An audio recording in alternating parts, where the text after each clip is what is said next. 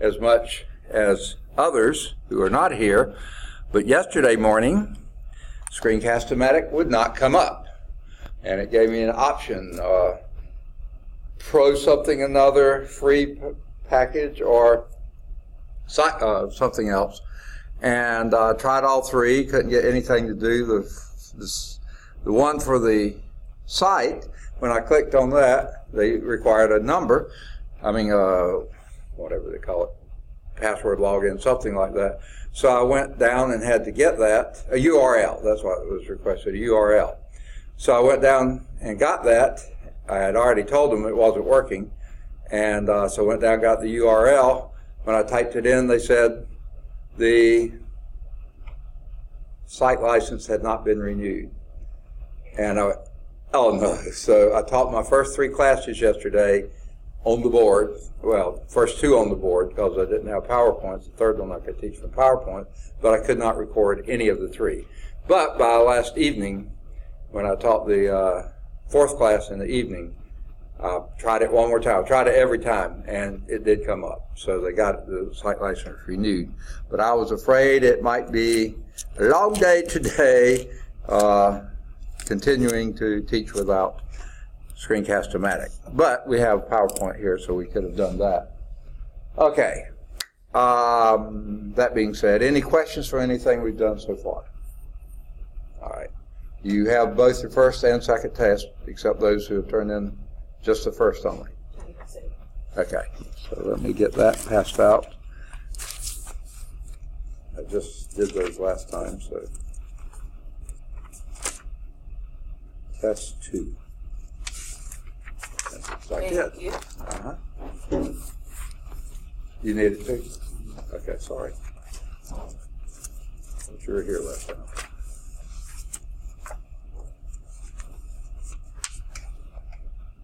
Wait a minute. I don't guess I did pass them out, did I? Or did I? Yeah, we're not ready for them. I'm sorry. I had them here in case we do get ready. I may, by the end of the period, do them, but since I had them here, I just assumed. And somebody emailed me about a test, and I thought, oh, never mind. So anyway, we'll get back to that. Yes? Is this one due? Anytime, whenever you're finished. Okay, I'll take it anytime. All right, so let's move on. Oh, and I appreciate all the research papers coming in. 1 out of this class of not quite 17, 15. 1, uno. That's all I've seen so far. But for this class's benefit, it's the only one in all 6 classes. Well, 1 class doesn't have to do them. Of the 5 classes, the only one is from this class. So y'all are way ahead of the game. But you know what? We're approaching midterm, okay? And we need to get those in. All right. If no questions, let's go to example 6 on page, it's chapter 2, differentiation, 2.4 to the chain rule, and numbers 6 on page 136, example 6. Let me get the pen set up.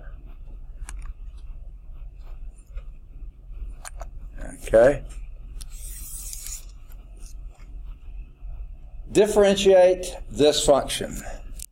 G of t is equal to a negative 7, excuse me.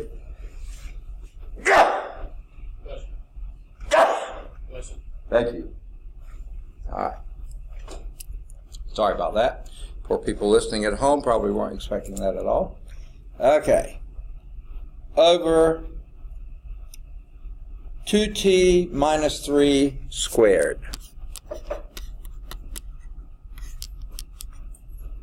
Now, what would be your approach to differentiate that function? What would be the first thing you would do? I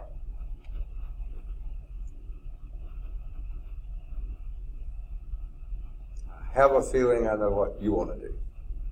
Tell me. I mean, you could do A little louder. quotient rule, but I knew you were going to say that. I knew you wanted to use the quotient rule, okay? And you certainly can. There's nothing wrong with it, okay? In my mind, though, the easier way to go is, yeah, bring it up. Bringing the denominator to a exponent. I can't remember. Yeah. When you bring it upstairs, you don't have a denominator anymore, but you change the sign of that of the exponent. You're absolutely right. So it's a negative 7 times 2t minus 3 to the negative 2. Now, quotient rule works perfectly fine. To me, the power rule works so much easier. Okay? But this also involves, what's the title of this section? The chain rule. And it's a pretty minor part that the chain rule contributes, but it's still there. So what is the derivative? What is g prime of t? Based on that. would it, Go ahead. would the u be, it would be like negative 7u minus 2, right? If we, Right, negative 7 times minus 2 is? sorry, 14. 14. It's still early in the morning, I realize that. Okay. Then what? It would be 2t. 2t minus 3 to the Minus 3 negative third power times 2. 2. So that could be simplified as 28 over 2t minus 3 cubed. Okay? Pretty simple process there when you get it in exponential form rather than rational form. Now, there's some times when the quotient rule is just about the only way to go, or the simplest way to go. In this case, I found the power rule a lot more straightforward. But you can use the quotient rule. As long as you do all the steps right, it should come out the same. And just one thing, for instance, you know with the quotient rule, you're going to wind up with a 2t minus 3 to the fourth power, because you square that denominator. So that means you have something in the numerator that you're going to have to divide out and stuff. This way you avoid all that. So, but they're both good, usable ways to go. All right? And that's exactly what they got. Good for them. All right. Any questions on that? Pretty straightforward, decent problem to start first thing in the morning. All right. I think the next is on the PowerPoint, so let's scroll through.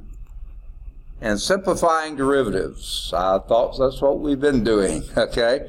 It says the next 3 examples demonstrate techniques for simplifying raw derivatives, whatever those are, of functions involving products, quotients, and composites.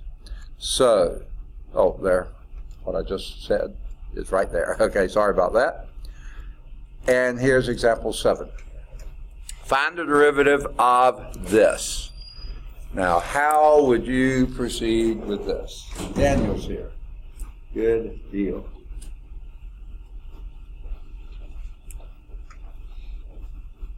Okay.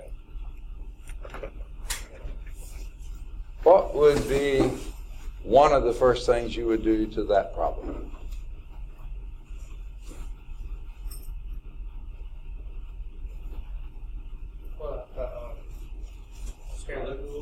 Say again? I definitely am going to use the product rule, but before I do, what do I always like to do? You may not like to do it, but I like to do it. Could you square it? Okay, you could do that, but that's a different function. And that may have promises in some circumstances, but I don't think I'd do it here. Change the square root to a fraction. That's exactly what I had in mind. Okay, that would be, get out of there, x squared. Okay, there's the first part, and then this part becomes what? 1 minus x squared to the 1/2. 1/2 power. Perfect. I far prefer to deal with exponential notation than radical notation. I prefer to deal with exponential notation than rational notation. I like to have everything's up there in the numerator and in exponentials. Then you can use the power rule.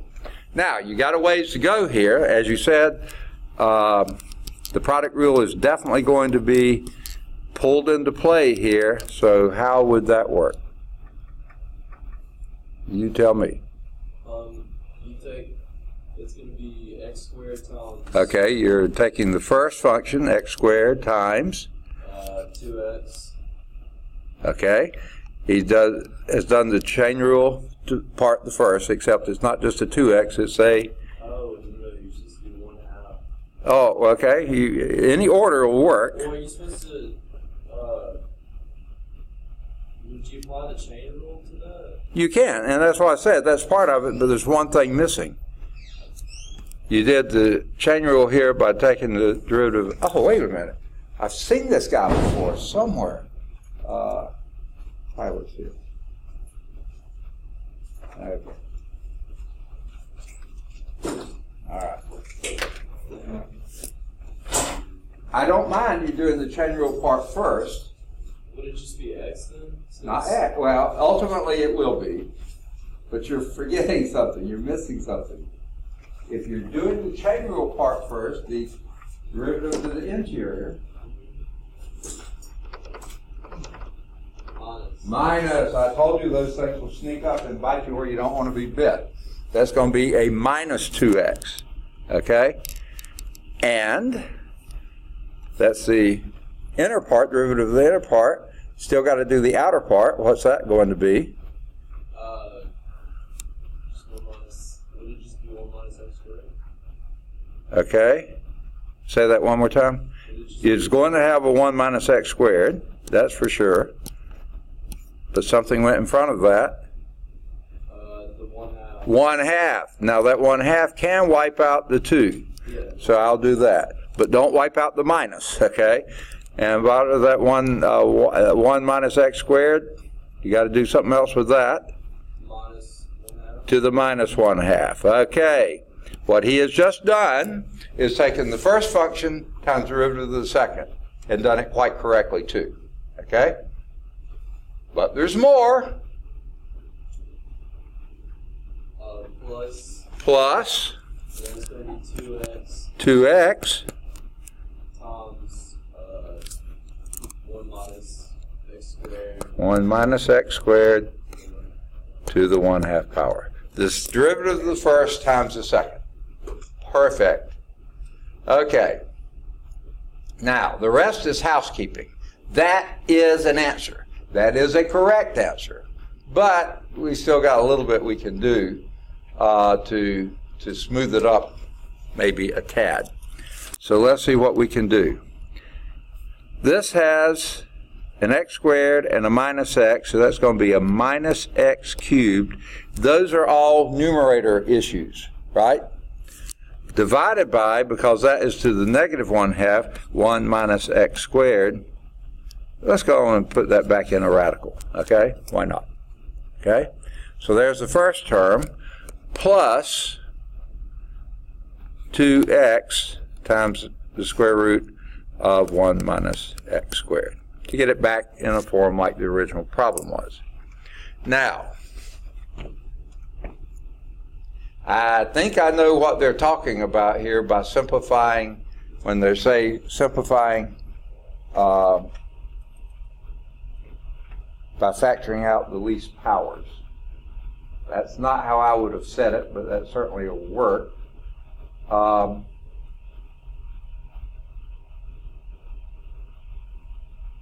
Okay.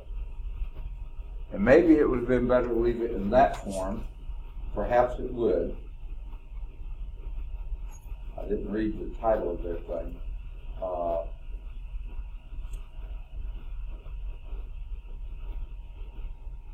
So, going by what they did, let me just see, yeah, okay.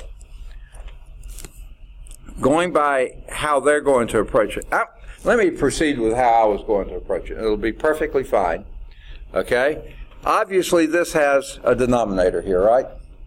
Okay? we want to get it over a common denominator so we can put the whole expression over the denominator. You okay with that?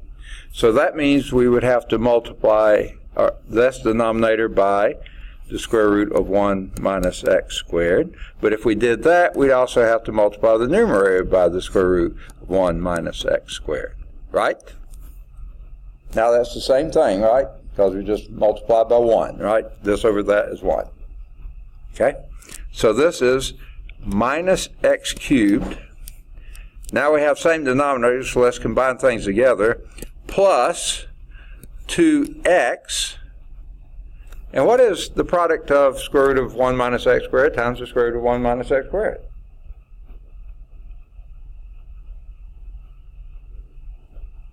What does the denominator cancel out? Okay. Does the denominator cancel out? Second. Okay, it hasn't gone out. It's going to be under here. Common denominator. But I'm combining numerators now. Okay, so I have this numerator plus this part. What do these two become? They just cancel out. Well, not cancel out, the square root goes away. Yes, so you're left with 1 minus x squared. Okay, times 1 minus 2, yeah, x squared, that's it. Okay, and that's all over the square root of 1 minus x squared. Okay, obviously we can do a little bit more with the numerator, so let's do it. This will be a minus x cubed, and then distribute this, plus 2x, distribute that, minus, help me, second, 2x cubed, did I hear that somewhere in the background? Okay, and that would be over the square root of 1 minus x squared. Now we can combine those two like terms, and that gives us, I don't like leading off with a minus sign, so I'm going to lead off with the plus. 2x minus 3x cubed divided by the square root of 1 minus x squared. Now, I think that's the answer. No? Okay. They factor it out in x, okay? So that'll be x times 2 minus 3x squared over the square root of 1 minus x squared. Okay? Now, to me, that answer is no better nor worse than this one. Okay? I prefer this one because it doesn't even have a parentheses in it. Fewer keystrokes, okay? It's just a little bit, to me, a little bit simpler, but they did that. Now, of course, if you were using WebAssign and they wanted that answer, they would tell you this answer is totally wrong. They would tell you this answer is totally wrong. They would tell you that answer is totally wrong. They're all correct answers. This one of those two is the simplest form, and I could argue either way which one is simpler. They like that one, but there's nothing wrong with that one. Okay? Let's see if we got the same before I get too carried away here. X times 2 minus 3x squared over the square. Yeah. Both of those are the same. I see no advantage factoring out the x, leaving it in. Okay? But there's no disadvantage to it either. All right. Any questions on that? All right. Let's see how they did it. Now, they are going to do the same thing I did, but I think they're going to use a different approach to it. You can use whichever approach you want as long as it's legal, okay, in most states, okay? So, let's go for it. First, they copy it down again. A very good thing to do, okay? Then, they rewrite this just like we did and write the radical as an exponential form. I highly recommend that practice. Now, we've got a product rule. So let's proceed with the product rule. And they did the same thing Nolan did. They took the first times the root of the second. They took more lines to do it. Plus the second times the root of the first. Okay? If this helps you see what you're doing better, by all means do it. Okay? Okay? Next thing, we're going to take derivative of those two pieces. So it's going to be x squared times derivative of this piece. Now they did it in slightly different order. They did the outer first, 1/2 times 1 minus x squared to the minus 1/2. Then they did derivative of the inner, which is minus 2x. Nolan chose to do the 2x, and then remember to put the minus sign in first. Doesn't matter. Okay? So that's taking care of the derivative of the second. Then they wrote down the second. Derivative of the first is simply 2x. That was easy. Okay? And both of those are just the general power rule. Now we proceed to get it into, well, let's see how they do. There's a part of it, especially from, they said, by factoring out the least powers. Well, they still got some cleaning up to do, so let's see how they clean it up. That will be, they pull out the minus and the x here, to have it minus x cubed, okay, because the 2 canceled that 2, okay, divided out, okay. This gave us the 1 minus x squared to the minus 1/2, so that's this part. This part brings the 2x out front, 1 minus x squared to the positive 1/2. Now, I think what they're going to do next, and it's perfectly legal, fine to do, they're going to bring out, according to what they say, factor out the least powers. Looking at the x's, here you have an x cubed and an x, least power is the x. So factor out an x. This is my guess of what they're doing. Okay?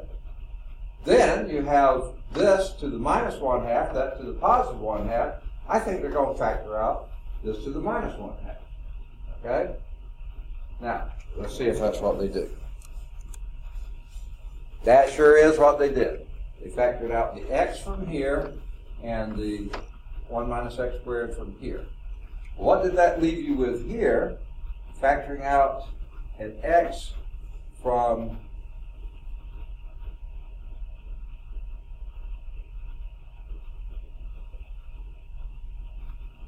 this term left you a minus x squared times 1. Okay, I was trying to think, why did they put a 1 there? Because that's what you had left here. Okay? Plus 2, they factored out the x. Now, here's my little gripe with this.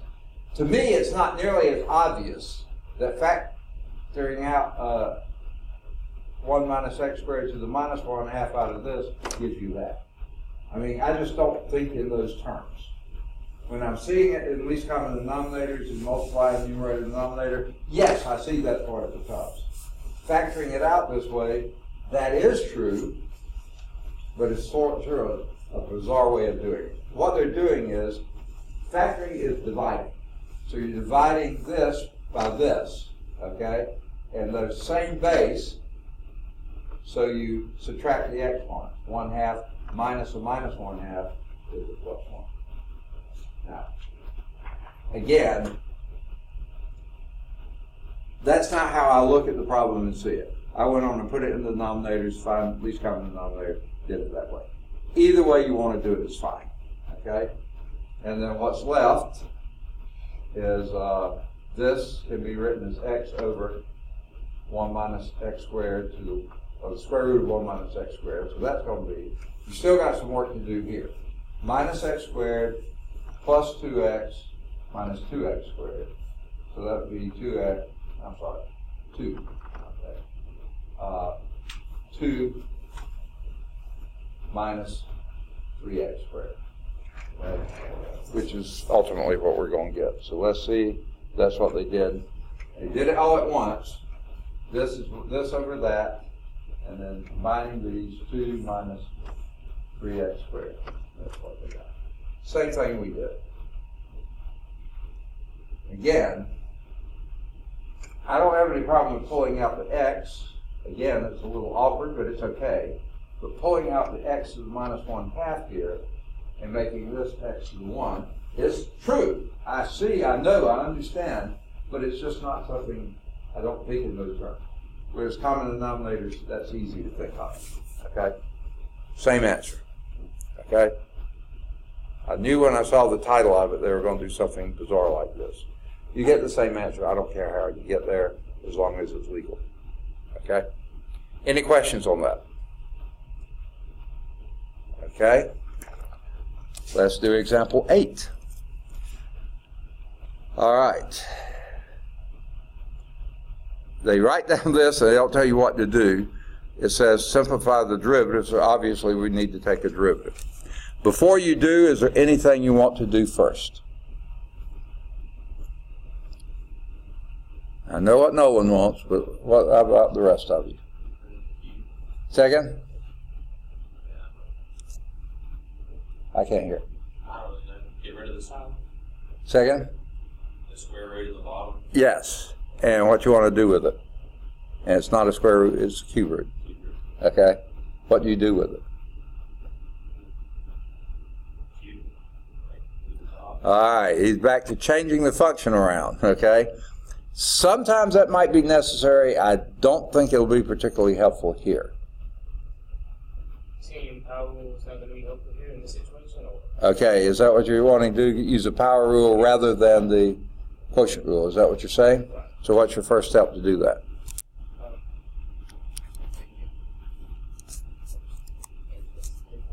Second? It's going to be x plus 4. No, x. Okay, wait. One step at a time. Let's move this upstairs and take it out of the radical. So I'm getting out of rational notation and radical notation at the same time. So what would that be if I move it upstairs? Second? Okay. X squared plus 4, that's your radicand, raised to what power? Except you moved it upstairs? Negative 1/3. Okay. Now, you don't have to do it this way. You can have left it in the denominator as a 1/3 and then use the quotient rule. Or you can do it this way and use the product rule. I just like the product rule better. It's fewer steps, fewer things. No one loves the quotient rule. I know that. Okay. So, how would you go from here? Now, you got it in a form that I find pretty usable. So, how would you go about finding the derivative? Chain rule. Okay, you're going to need the chain rule for sure, but you got to use the product rule. Exactly. And how would you start that? Go ahead and get rid of that negative 1/3. Okay, throw it away, erase it. What you mean? Or would you get rid of the? Would you go ahead and factor the x through? Okay. You have to do the quotient first. You got several options. You do whichever you want. How would you start? Do the derivative of g of x. Do the derivative of what? Of the g of x. Okay. So you're going right down the first. Is that what I hear? Yeah. X, okay, times the derivative of the second. And what's the derivative of the second? That may be what you were saying. I just couldn't, okay? What's the derivative of the second? Help me. 2x. Second? 2x. Okay, certainly it's going to have a 2x in it, for sure. That's the g of x, or the inner function. You got to do the outer function, though, and what would that be?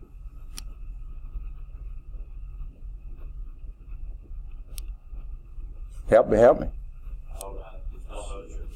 The power rule.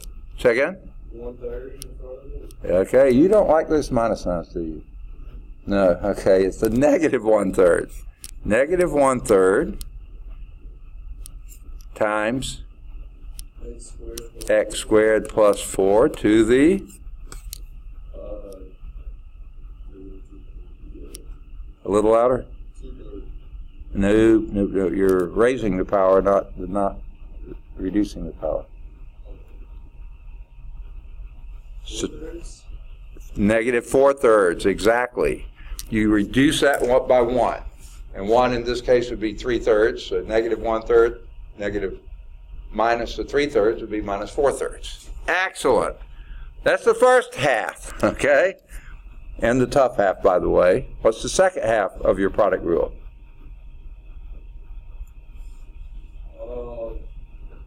If you nothing, is that x going away? You do the plus. Then you do the derivative of x. Which is? Okay. You start with x squared plus 4. Plus x squared plus 4 to the Negative 1. -1/3. Okay? It's the derivative of the first times the second. So derivative of x is 1, and just write down the second. Why does that x go away? Okay? The product rule tells you take the first times the derivative of the second. That's what we were doing here. Okay. Plus the second times the derivative of the first. What's the derivative of x? 1. So it didn't go away, it became a 1. I just didn't write it down. Okay. Got it? Why does that 2x go out? Like, I understand, like, the chain rule, but I'm just a little confused about the x, the 2x being in front, because I thought, like, the x squared plus 4, that just becomes the u, and then, like... Yeah. Okay. How I usually do the chain rule is this, and if not necessary, this is perfectly fine. I usually do the outer first. -1/3 times this to the -4/3. That's this part. Then I do derivative of this, which is 2x. Okay. Yeah. It's just, someone said 2x first. It's no problem putting the derivative of the inner first. Just be sure to do the derivative of the outer as well. Okay, now we need to clean it up a little bit. Okay? And let's see what we've got. Well, let's look at coefficients first, which tend to be numerator type things. Well, partially. You have an x times a 2x. Well, you have a minus sign, so let's put the minus sign there. And this will give you a 2x squared over 3. Okay? Or you could do a -2/3 times x squared. Okay? Now, we've got all those taken care of. And then what you also have in the denominator is a x squared plus 4 to the 4/3 power. See, when you move it downstairs, lose the minus sign, right? It's minus up here. When you move it down, it becomes a plus. Don't change anything else, just that. Plus, and this is 1 over x squared plus 4. I'm going to leave it to the 1/3. I was starting to change it to the cube root again. But let's hold off on that for a bit. Okay. Now, again, you wind up with a fractional form, which we love, okay? We love our fractions, okay? But if we're going to write it over a common denominator, what do we need? Find the common denominator. Any ideas how you could get there?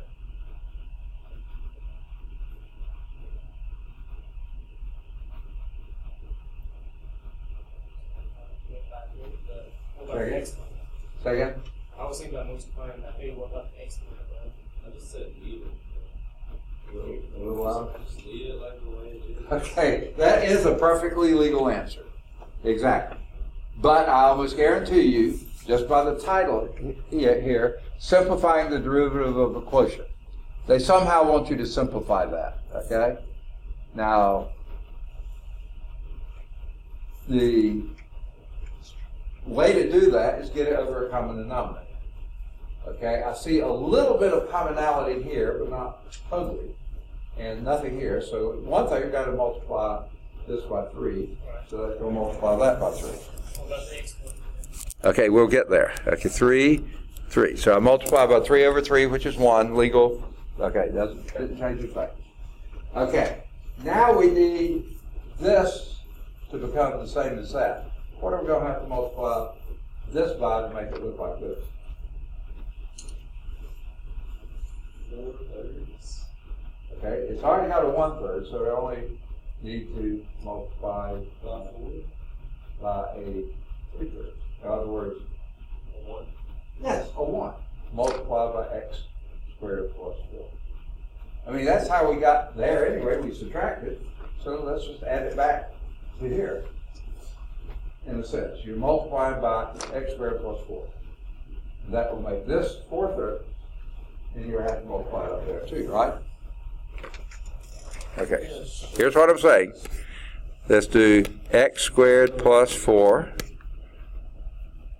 down here, and an x squared plus 4 up here. That's legal whether it helps us or not, right?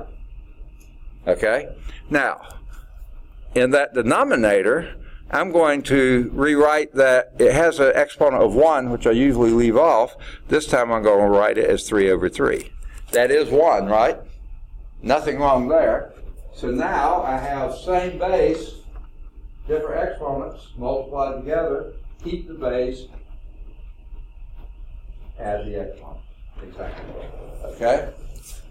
So, what this gives us is, I'm going to write all the numerators together. Minus 2x squared plus, here we have a 3x squared distributing there, right? Pretty exciting stuff, huh? Plus 12, right? Distributing there. All over 3, that's common. And what we have now is x squared plus 4. Let's write that as the cube root of this thing to the 4th power. Just to get it back in the form like we had to begin with. Why do you always try to get back in the form? You don't. I just did it because I thought they probably are going to. They may not. Okay, if not, I'll erase it and put it back in the other form. Okay, we can simplify the numerator a little bit. And how does that simplify? And I don't think you need to factor it. You just need to combine like terms. What do you get? Say again? It's going to be negative. No, it's not negative. It's just an X squared plus 12 is your numerator. That sure looks simpler. Over 3 times, and I'll write it like this. I don't know if that's how they're going to leave it. X squared plus 4 to the 4th power. Okay? Now, another way you could have written that is the cube root of this, all this thing, raise that to the 4th power. That's the same thing. You can either raise the 4th power in here or outside. Where's the x squared plus 12 from? Okay, right here. Okay, right here. We had a minus 2x here. Okay. Yeah, and I combine my terms. Yeah. Okay, it's still early in the morning, right? Okay. All right. So, let's see. Let me just look ahead. Ha! What's that? The what? Okay, good question. If this would have been another coefficient here, that is divisible by 3 for sure. But these things are added. We can only divide things that are multiplied. You can't do that part without doing something to this one. Okay. You could make this a 1/3 x squared plus 4. You have to do something to that part if you're going to do something to that part. Right. Does that answer your question? I'm confused about, so like, that whole middle problem we did simplified to that problem down there. Yeah. How did it only, like all those 3x squared plus 4 to the 4/3, how did all those become 1? Okay. Wait, here? Okay. Because that said that. Okay. Okay. See, this 3 was in the denominator. This is the only part in the numerator. And the minus sign. That's out front. Okay.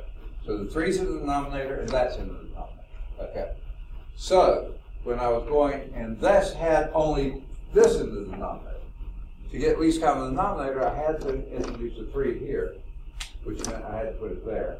And then I also had to multiply by that, which I did Okay, there. but it says, like, the denominator right there says 3x squared plus 4 to the 4/3 plus 3x squared plus 4 to the 1/3. And then Times that to the 3/3.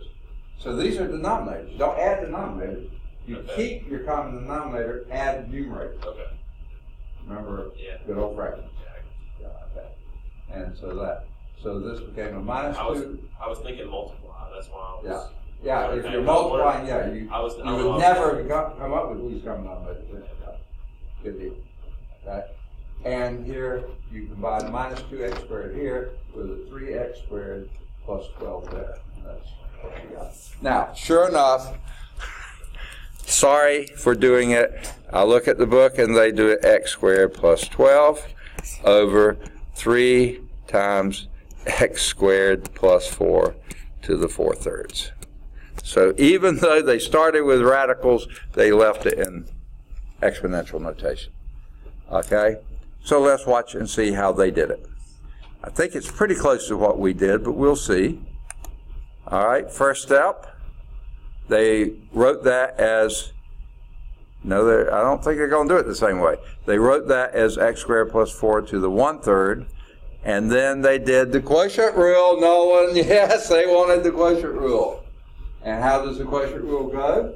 G of x times the derivative of f of x minus f of x times the derivative of g of x divided by g of x squared. All right, as long as you got the f and g's in the right places, right? One way to do it, the way I always put it in the right place, low d high minus high d low over low low. Okay? I don't know if you like that or not, but it's the denominator, this, times the root of the numerator, that, minus the numerator times the root of the denominator, which is 1/3, this, to the minus 2/3, times 2x from the chain rule. Okay? Over the denominator squared, and this was that denominator, you now have it to the 2/3 here. Okay. Now the advantage of the quotient rule is you don't have to find these common denominators, you got them together. Okay? Except that you do have a denominator up here in the numerator that you're going to have to bring down. Why is it 2/3 in the bottom? What's that? Is the 2/3 for squaring it? Because you're squaring the denominator over low low. This has this and that. You I followed, but I didn't know if 1/3 squared was just the 2/3. Okay. Let's do our, since we're squaring this, okay, what are the rules for raising a power to a power? You keep the base, multiply the exponent. 1/3 times 2 is 2/3. Or this, squaring means multiplying it by itself. There's another way to look at it, which would be multiplying it by itself, x squared plus 4 to the 1/3 power. Okay, I should have done that or something like that. And then what you do there, when you're multiplying two things, same base, different exponent, keep the base, add the exponent. Whatever rule you use, yeah, you get the 2/3. You're squaring a 1/3 as an exponent, which is double the exponent. Okay. So, like, let's say the exponent was like 8 ninths. 8 ninths, that becomes 16 ninths. When you just square it. multiply the top by 2, basically. Yeah, you multiply the fraction by 2. I meant like the top, the numerator. Yeah. Well, when you multiply a fraction is by 2, that would be 8 ninths times 2 over 1. Yeah. I'm still trying to get the low D high part. I understand that you're trying to get a derivative, and that's why like x squared plus 4 to 1/3 is up there. But why is there a negative after the 1? Because with the quotient rule, the difference in the quotient rule and the product rule is instead of a plus, it's a minus. Yeah. And that's right. If you remember that, it's low D high minus high D low. There is, that's what he's saying. There's a minus sign there, not a plus sign. That's part of the quotient rule. Okay? Now, to go back to the product rule, that would have been the same as taking this denominator up here, that made a minus there. When you multiply there, that introduces the minus sign. So it's the same minus sign. Okay. Brought two different ways. Now, the question is, how do you simplify that? Okay? Now, from what he did in the last problem, he factored out the lowest exponent, the lowest power, which was this one. And if you factor that out, then that raises this to the 1. Okay, so that would just be this. Losing me. And that would bring Since you factored it out in the 2/3, a negative 2/3, move it downstairs and it becomes 4/3. Okay? Let's see if that's how he did it here. All right. How in the world did he do it here? Boyd. All right. He pulled out a 1/3 from here, which meant you didn't have a 1/3 here, so you had to write a 3/3, so you could pull a 1/3 out. That left you a 3 by that. He also pulled out, like I said, the lowest power here, which is this, which left that to the 3/3 power. And what you had left over here, ooh, boy.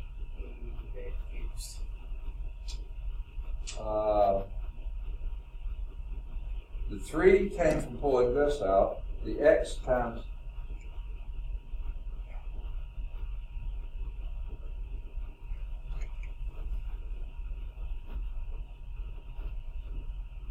okay, I'm sure he did it right, but I'm trying to see his steps here. Pulled out the 1/3 and pulled out this. That left the 3 here. I'm sorry. The 3 was over here. 3 times this, so that's correct. And then what you have left here is a minus 2x squared, because you pulled that other. So minus 2x squared. Why you put a 1 down there, I'm not sure. I guess that's left over from pulling that out. Okay, so that's what he did. All over this. Well, now he's got to move this downstairs. It's ridiculous to have it upstairs and downstairs. Move it downstairs, and you have. And he's also going to multiply through. So he's going to do several things here. Oh, he just jumps to the answer. Moving this downstairs. He moves the 3 down here. Okay. Move this downstairs. That gives you 4/3. And then combining like terms up here, 3x squared minus 2x squared is 1x squared plus 4. He skipped a lot of steps. Gets the same answer. He likes factoring out the lowest power. That's something I've noticed about him just recently. This is how he likes to approach it. That's fine, or you can do least common denominators. Okay, either one. Any questions on that? That was example 8. Oh, they even are showing example 9. Now, not only are they showing it on the slide set, it's also at larsoncalculus.com for an interactive version of this type of example, maybe not the same one. What are we going to do with that if we're finding a derivative, I assume? And you got several approaches you could do. You tell me which one you like best. And I won't argue with you on this one. I'll let you go whichever way you want to. Of course, I didn't argue before either. I just did the way I wanted to, but yeah. Would you do like quotient rule, then chain rule? Like, say it one more time. Could you do like quotient rule and chain rule? Or yeah, you're going to have to do both of the. I mean, you don't have to do quotient rule, but you can do quotient rule, and you're going to have to do a chain rule. Oh, you're talking. Okay. Do the quotient rule, the one on the inside, and then later do the chain rule. Okay. Okay, I think I know what you're saying, so you tell me the first step. So then I'll figure out whether I agree with you or not. Okay? You're going to do low, so that's going to be x squared plus 3. Okay, he's doing low D high, so that's going to be x squared plus 3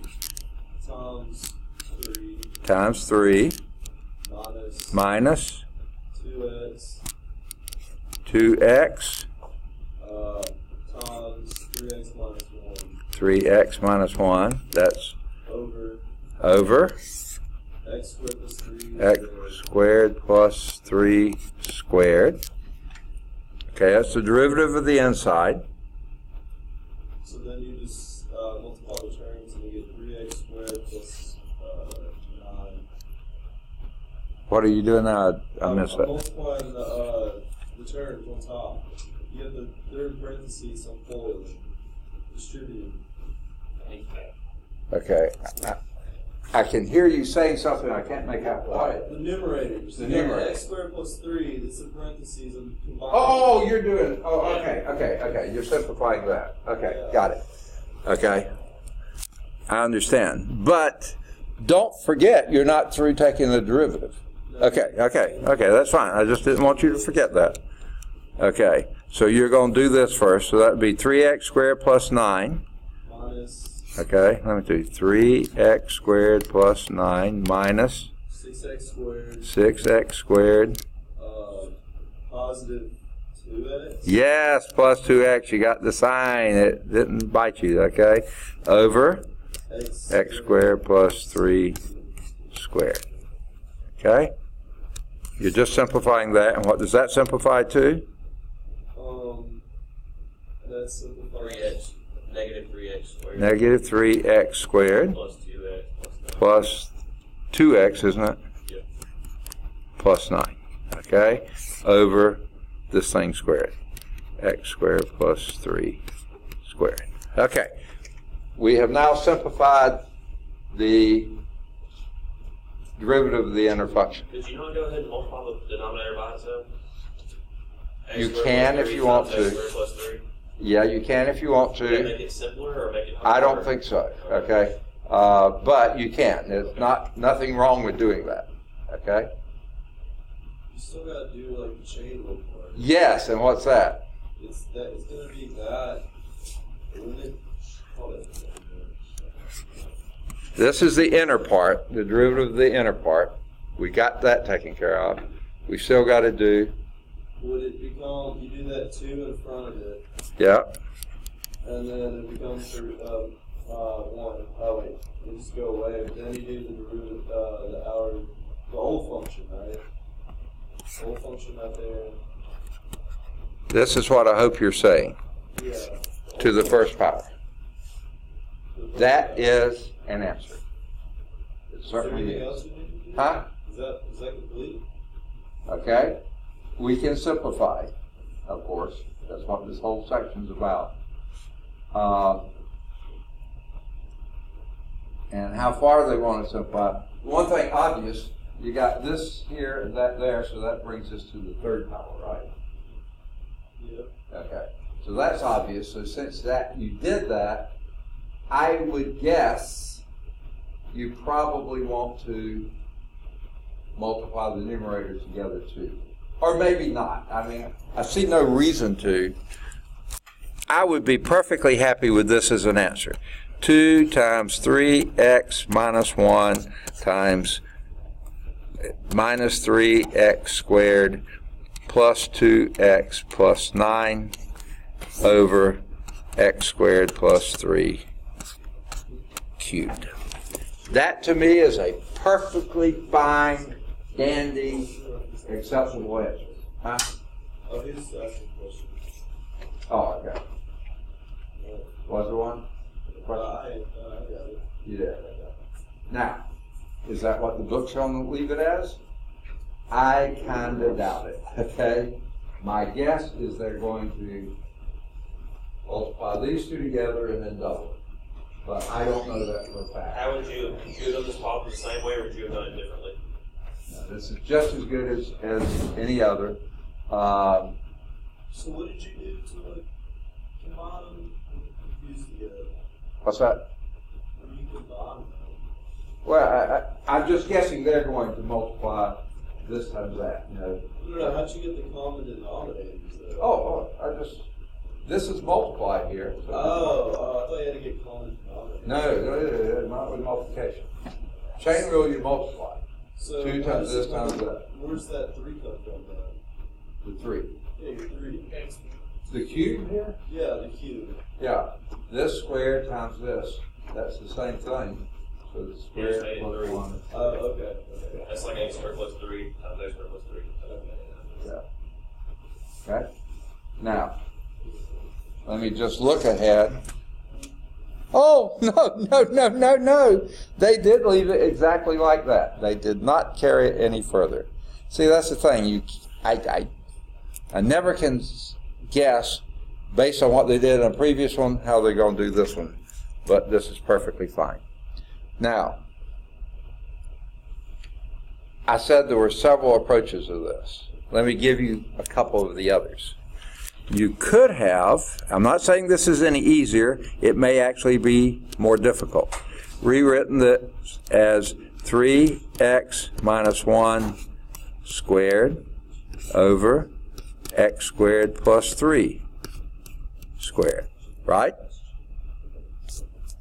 Okay, that's legal.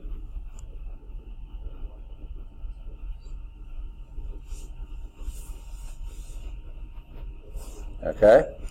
And you could have, if you were wanting to avoid the quotient rule, which sometimes I do, not necessarily here, 3x minus 1 squared times x squared plus 3 to the minus 2. That's another way to approach the problem. And then you just got a product rule to do. So if you like product rule better than quotient rule, that will work for you too. Okay? At the end, you're going to have to get least common denominators, that kind of stuff. So this came out pretty straightforward, especially that since they weren't requiring you to multiply all that together at the end. Perfectly fine. Okay? So I thought someone said, how is another way you would do it? Here's one way. Write this as this squared over that squared. And then take this up here and make it to the minus 2, and then use a product rule rather than What do you, like, product rule while doing chain rule? And yeah, and you do chain rule too.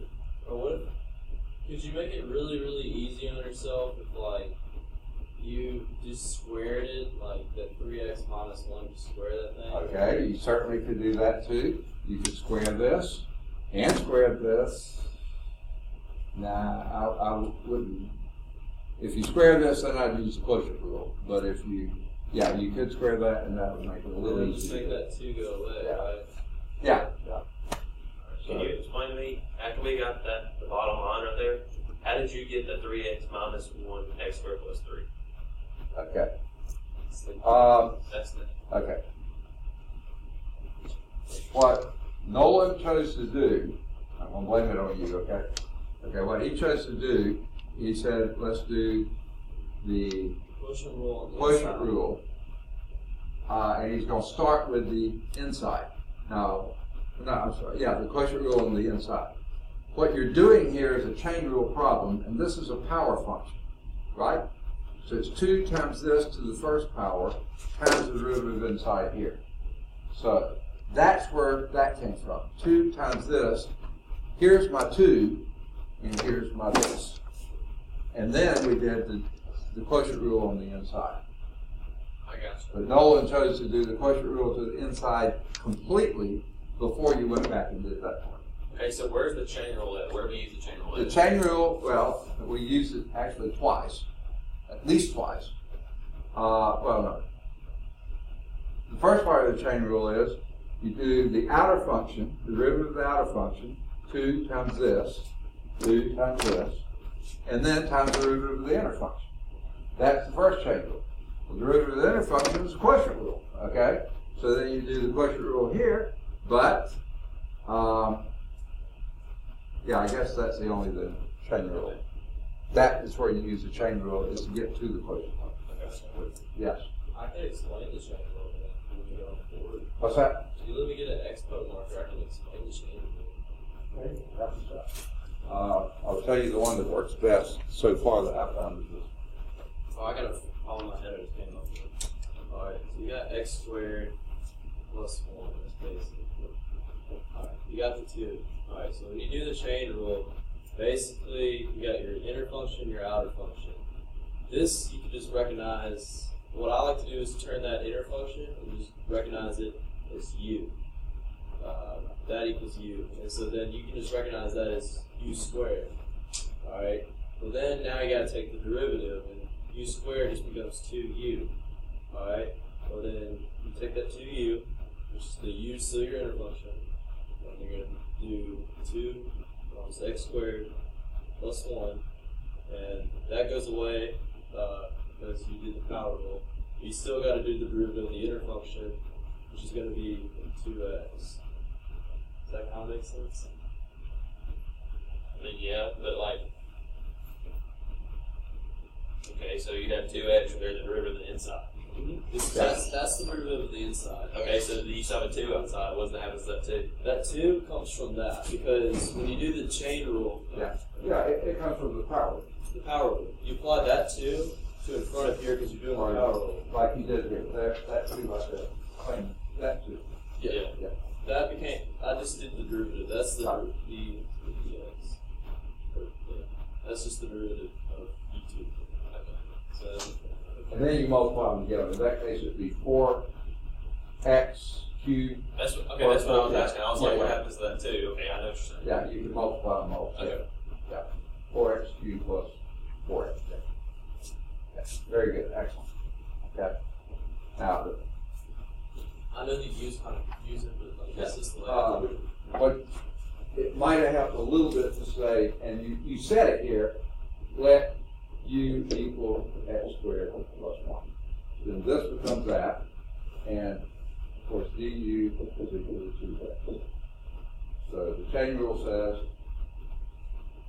take the root of this to u times the du is this. There you have it all. So same thing, just if you want a couple more steps in there, do it that way. But it's no clearer. The way you did it is perfectly good. Okay. Clear that up? Oh, snuck in while I wasn't looking, so let me get you here. Is it Taylor? Okay. All right, anyone else come in since I was not looking? Okay. All right, we just finished example 9. Well, we finished example 9 here. Let's see how they did example 9. I bet you it's going to be fairly close, okay? Except I bet you they do, well, we'll see. To do the y prime, okay? Now, following up with what he said, think of this as your u, this is u squared. So the derivative of u squared is going to be 2u du, okay? U prime, all right? So 2u to the minus 1, so 2u times du, u prime, okay?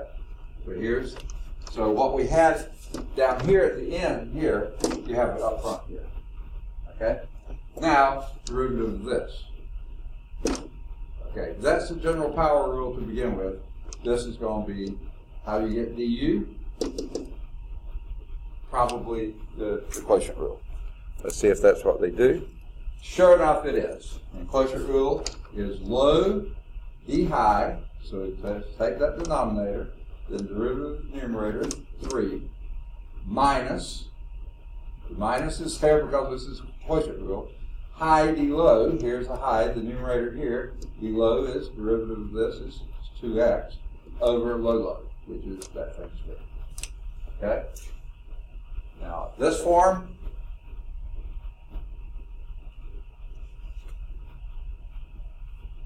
okay. Obviously, your denominator is going to be the product of this and that, which is this to the third power. Okay? And the numerator.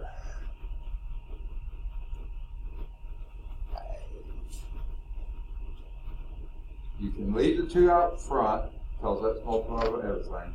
3x minus 1, and this becomes a times 3x squared plus 9 times, minus 6x plus 2x.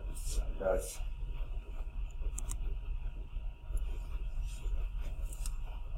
Yeah, and that's exactly what they did. 2 times this, times 3x plus 9 minus 6x squared, 3x squared plus 9, 6x squared plus 2x. Then they combine like terms within this one, which we had done earlier, and you get the 2 times 3x plus 1, minus 1 times, this will be a minus 3x squared plus 2x plus 9 over that thing. That's the answer they left it, which, thank you for leaving that simple. Okay. In general, when you have factors and it doesn't make it any simpler to multiply them through, leave them as factors. It's just a generalization. Okay? That's the same answer we got. And the thing that seemed to be throwing you at the beginning was we did the derivative of this part first, and then did the 2 times this at the end. I put the 2 out here and this part there, but it turns out the same thing. Okay. All right. Any questions? Example 9. All right. Now we're moving to trigonometric functions in the chain rule. Okay? Now hopefully this will not seem anything unusual to you. It's just a chain rule version of this. You're doing d by dx of sine u. Now wait a minute. Those are different derivatives. Different variables there. Well, the implication here is that u is a function of x. So it's d by dx of sine u would be derivative of sine, which is cosine u, then du. Right? That's the chain rule. Do the derivative of the outer function here is a sine, that's cosine, and then do the derivative of the inner function, which is u prime. And same thing here, derivative of cosine is minus sine u du. Tangent is derivative of tangent secant squared u du. Okay? Cotangent is minus cosecant squared u du. Secant is secant u tangent u times derivative of u. Cosecant is minus cosecant u cotangent u du. Okay, and as I pointed out before, your main functions are all positive derivatives. The co-functions, every one of these that has a co in front, these are all negatives. Their derivatives are. Okay? And you just have to remember what the... Can you leave that up? Second? Can you leave that up? No, I'm going to take it up right now. No, yeah, sure. Okay. Watch it at home and write it down. No. Okay. I'll leave it as long as you need. The only difference here, before we had x's here, here, here, and you just did that because dx is 1. Okay. But this is if you're taking the sine of some other function. That makes it a positive function. Outer function is a trig function, inner function, whatever your argument is. I have a question though. Okay. In your class, would we be doing more of these problems, types of cosine, like on your tests and stuff, or are we just doing more of regular algebra? I'm going to throw as much as I can at you. Okay, I don't know. I usually do some from every section. Now, this is a big, long section here, and I'm only going to have 1 or 2 questions out of it. So if I don't get to a trig function question, will you forgive me? Yes, sir. Okay, thank you. That makes me feel a lot better. I can rest easy tonight. Okay. I'm almost done. I'm doing the caretaker. That's fine. Take your time. You've already paid your money, so take your time.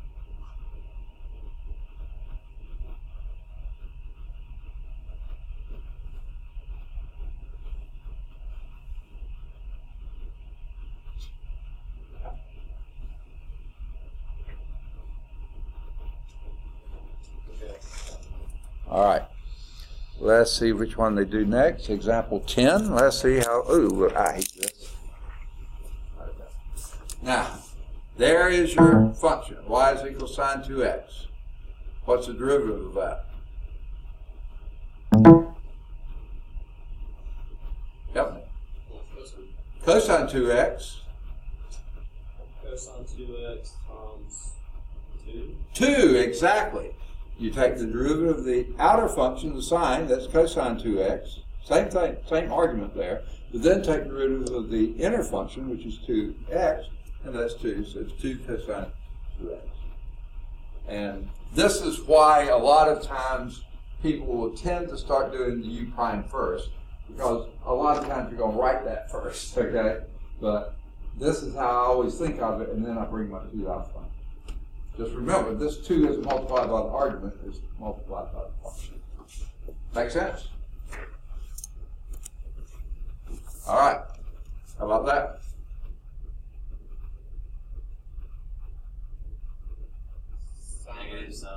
negative sign of x minus 1, and the derivative of x minus 1 is 1. So that's it. Negative sign of x minus 1. Because the derivative of the inner part is just 1. Derivative of x is 1. So there was really, in my mind, not really much of a chain rule there at all. Because this derivative of that is just 1. Okay? All right, how about this one?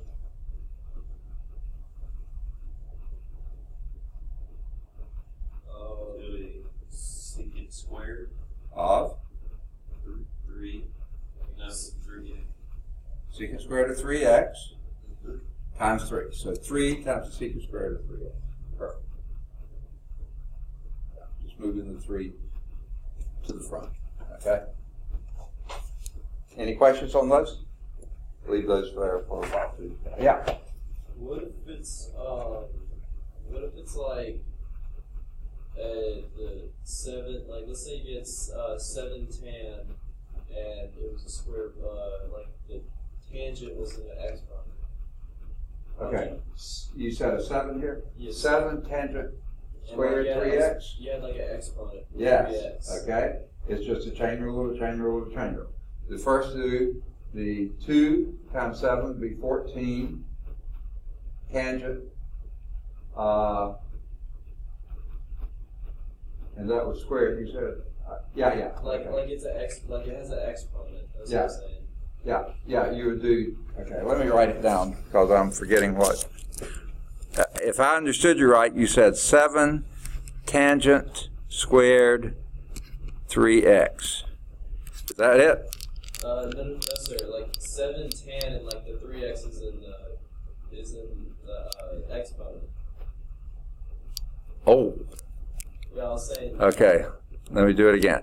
7 tangent raised to the 3x power Yes, sir. of what? I'm just saying, like, that's what the tan is raised to. Or, no. Oh, I'm sorry, it's 7 and then, I wrote cosine. What if the tangent 3x is in the exponent? Oh, how about, is this what you said? 7 raised to the tangent 3x power. Yes, sir. Is that advanced? Okay. That is a bit advanced. Okay. Okay, if that is your function, then the first thing I'm going to do with that is take a log of it. Say if this is y, I'll do a log y, and then the log of this would be 3 tangent x times the log of 7. And then you go from there. That's... Yeah, I'm fine not doing that. I don't like logs. For y'all won't have to do that on his test. He's going to have 7 of these. No. All right. Okay. No. Yeah. No. That on a problem like that, take a log first. That's how you get a function out of an exponent, and then you apply a product rule. Yeah, I've seen something like that. I just had no idea how to approach it. Yeah. That's how you approach it. Take a log first, and then you have to go back and undo the log and stuff at the end. But that's a little beyond where we are now. We may get there, but that's beyond where we are now. All right, good deal. Any more questions on this? Everybody got this so far? Okay. That was example, wait a minute. That was example 10. They skipping 11, 12, and 13, so let's go back and do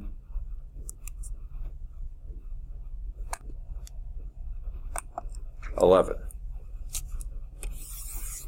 All right.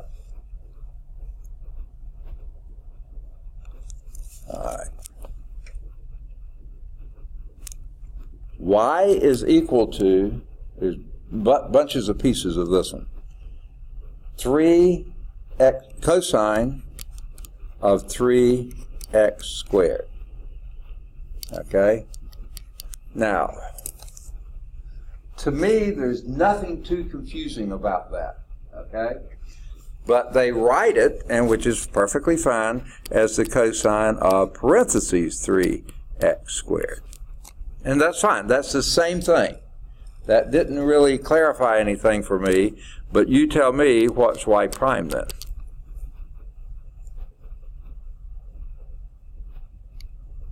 Help me, help me.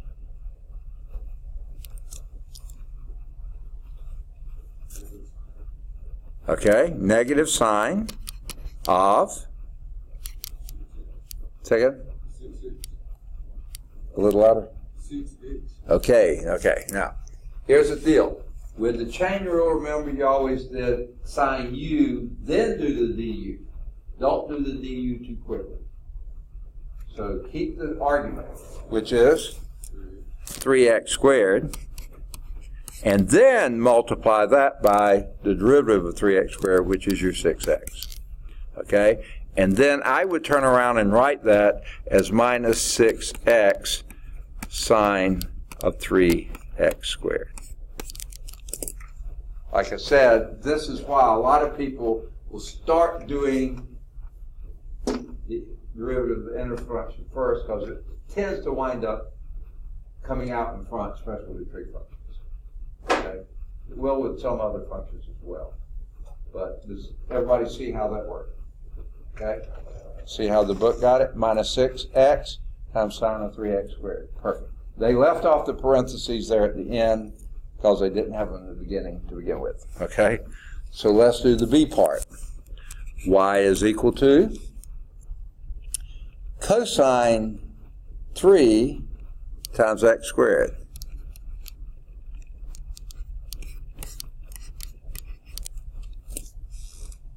Now, frankly, this is kind of a ludicrous problem, okay? But let's do it. What's its derivative?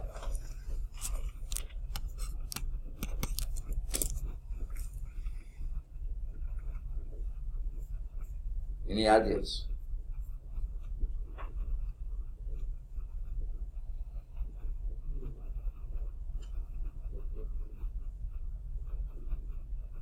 Any observations? Is that cosine 3 supposed to be like cosine 3x or something? It's cosine 3. Which means that you're zooming in on exactly what makes this sort of a ludicrous problem. Yeah. That's just a coefficient. That's just a number. So you have to know what thing you're dealing with. Most of the time you stay in radian mode. But you don't have to know. It's just a number.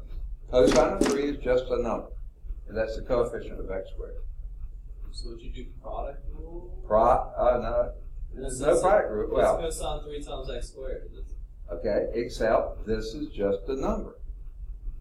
A coefficient. Just a number. Like 17. Okay. Only it's not 17. It's just a number. So that's just a simple power thing. 2 times the coefficient times this to the minus 1. The only variable is right there. There's no variable in here, so you don't need to do a product rule. Second? So 2 cosine. That's exactly it. 2 cosine 3 times x. You drop that power by 1. I mean, that's all there is to it. You do have to put the parentheses in here. If you left those off, it looks like it's 3x. It's not. That's why they put the parentheses in here, because this makes it just a coefficient. Just a number. 2 times that number times this to the minus 1. Does that make sense? Yeah.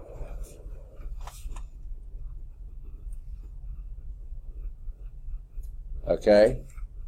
How they wrote theirs, which is perfectly fine too, 2x cosine 3. Which, I don't know why they chose to write it that way. I like to keep all the coefficients together, the numbers together, and then have the variables at the end. That's perfectly correct too. The only thing is, if this was Webosine, they would mark this answer wrong and only accept that answer, which makes no sense. Okay.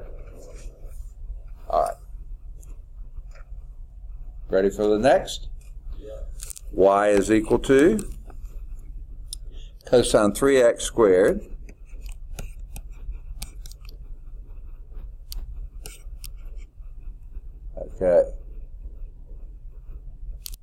that is your problem. And they want you to take a derivative of it in time. What would you do first? Okay, you certainly could. Okay, you certainly could do the chain rule. So let's do it. What would that give you? Y prime is equal to? 2 times cosine 3x. Say that again. 2. Okay, 6. Okay, I'm sorry. 6. How's 6? Well, Why is there 6? I thought that's what you said. Sorry. 2. 2. Okay. Oh, okay. 2. Sorry. All right. Sorry, I can't hear. Okay, so it's 2. Cosine. Oh, wait. Okay. All right. No. Hold on. That's. That's chain rule. Wait. All right. You do need the chain rule, but not the way you're applying it. Okay. Cosine 3x. Okay. Here is the deal. You're taking the cosine of this thing right here. It's not the cosine squared of 3x. If that was it, you put the square over here. Okay. Okay. But I'm actually not sure how you approach that. Okay. There are a couple of ways. I thought you were going to start it this way. I usually, with chain rule, do the outermost function first. So negative sign. Say again? So negative sign. Negative sign of exactly that same argument. Negative sign of the same argument, which is 3x squared, times derivative of the argument. Well, you have another chain rule in there. That's a 2 times 3x times a 3. And that's where I thought, one of those is where I thought the 6's were coming from. So what this comes out to be is minus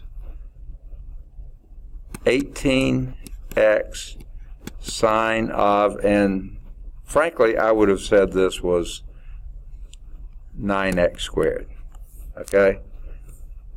And that's how the book started the problem. They said, go on and multiply that through. Make it cosine 9x squared. Square the thing to begin with, and then everything gets easier. Because if you take the derivative of this, it's minus sine of 9x squared times 18x. So the easiest thing to do would go and square that to begin with. But I went along with what I thought you were saying. You could do that way. I was just confused because, like, on the cosine, is the 3x squared part of the cosine? Yeah, no, that's the argument of the cosine. Or is that cosine multiplying? It is cosine of that entity. That's the argument of the cosine. If that would have been what I think you were suggesting, the square would have had to be here. Or, if it had been written like this, cosine of 3x squared, then that would be the square. What's the difference between cosine 3x and then squared, then your one above it versus y equals cosine 3x squared? Okay. The parentheses. This says this entity times that one. That entity is a number times this function. The squaring function. So it's that coefficient times this. So 2 times the coefficient, that to the minus 100. This one is the cosine. Now, the way I first wrote it, not. I wrote what I thought you were asking. Okay. What this is the cosine of what follows it. So it's the cosine of this thing right here. And what they did is first square that 9x squared, and that makes the whole problem easy. But we were saying chain rule it, so, and we did chain rule this one too.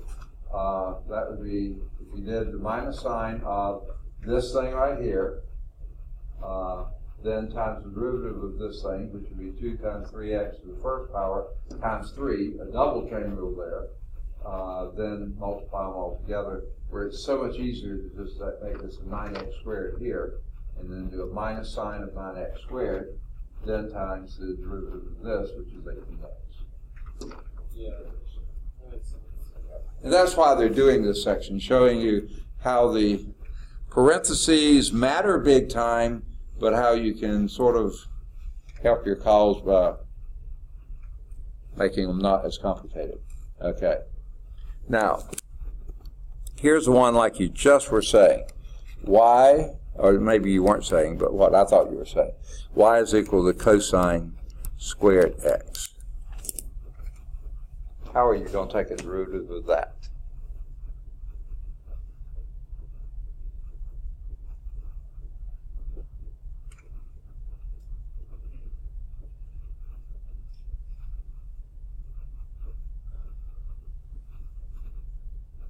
Just be negative sine squared.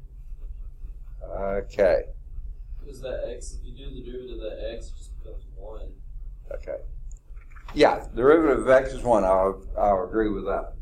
What the problem I think you're having here is what's your inner and your outer function in this case? What's your outer function? Cosine. No, the squaring function. Oh. You have this cosine, and then you're squaring it. Oh. And they actually take the time to write it. This is the same as cosine x squared. Now that makes it a lot more obvious. The outer function is the squaring function. But this is how it's commonly written, because typesetters don't like to put all those parentheses in there. These are the same thing. So the outer function is the squaring function, the inner function is the cosine function. So it just becomes negative 2 sine cosine. Okay. You may have been almost correct there. Because like if that's cosine x squared, you just put that 2 in front of the cosine. Okay. That's exactly what you do.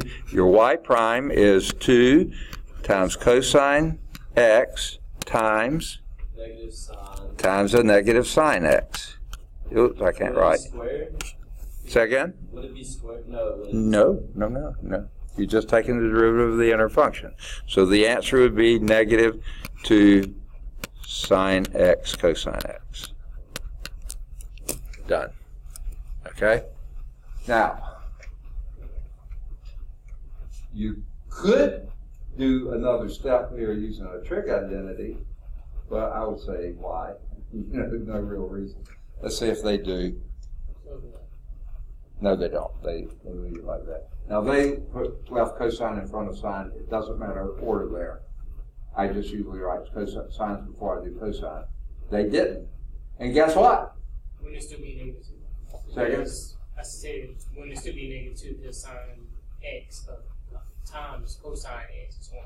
Yeah, that's what we got. You could have left it negative 2 cosine x sine x. Okay? Just like this. Just move the minus out here and put them in that same order. But I chose to write the sine first. Guess what? Well, the sine would have counted this wrong, but that right. Nah! It drives me crazy. Okay? The reason I was saying could it just be like negative 2, because I mean, that's what you was alluding to with the last part. Like we could go further by saying like sine times cosine x. Oh, sine x times cosine x would give me like negative, no, not negative, but just positive 1. And then No, wait. negative 2. I think you're thinking sine squared x plus cosine squared x. That's 1. Sine x times cosine x is not 1. Okay. Yeah. Okay. That's as simple as you can. Either, whichever one you put in front, sine or cosine, whichever it is. Go for it. Now this next one I don't have room for, so I'm going to erase what I got, if that's okay. All right, to erase? I did. Okay. Y'all are slow answering. Okay. Here's the last one in example 11. Y is equal to the square root of cosine x. Okay? Now, what do you think I would say you ought to do first? Make it cosine x to the 1/2. Okay. Cosine x to the 1/2 power. And that's perfectly fine. Okay? That's what I would do. The other way you can write this is cosine to the 1/2 of x. Okay? And that's fine too. But do not write cosine x to the 1/2 without parentheses there, because that then implies that x is to the 1/2 of cosine. Okay? But that just changes the form, I want a derivative. What's the y prime?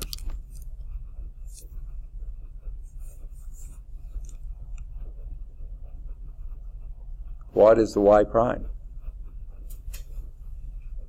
Help me, help me. Anybody? Second? Certainly going to have a negative sine x in the answer. But, 1/2. and you're going to have a 1/2 in the answer. Have cosine x. Cosine x in the answer. But cosine x is going to be to the negative 1/2 power. Okay?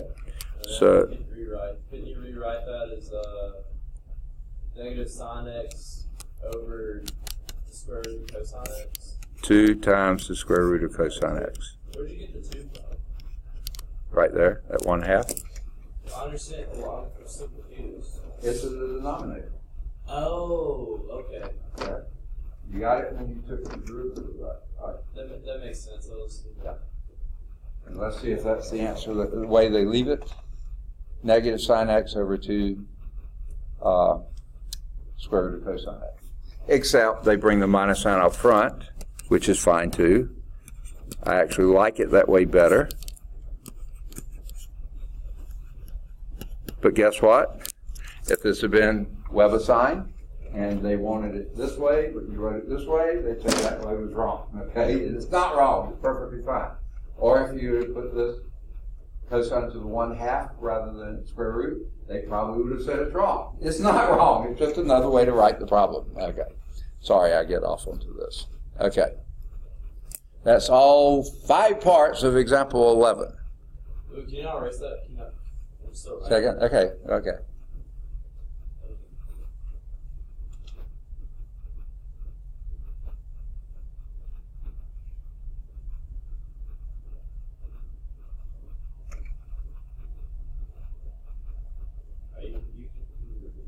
What's that? You can clear it. Clear it? Yes. Everybody got it? Okay. I'll erase the ink, and we'll do example 12. Here's a f of t. This is equal to sine cubed of 4t. Okay? Now, how would you approach that problem if what you're looking for is to take a derivative?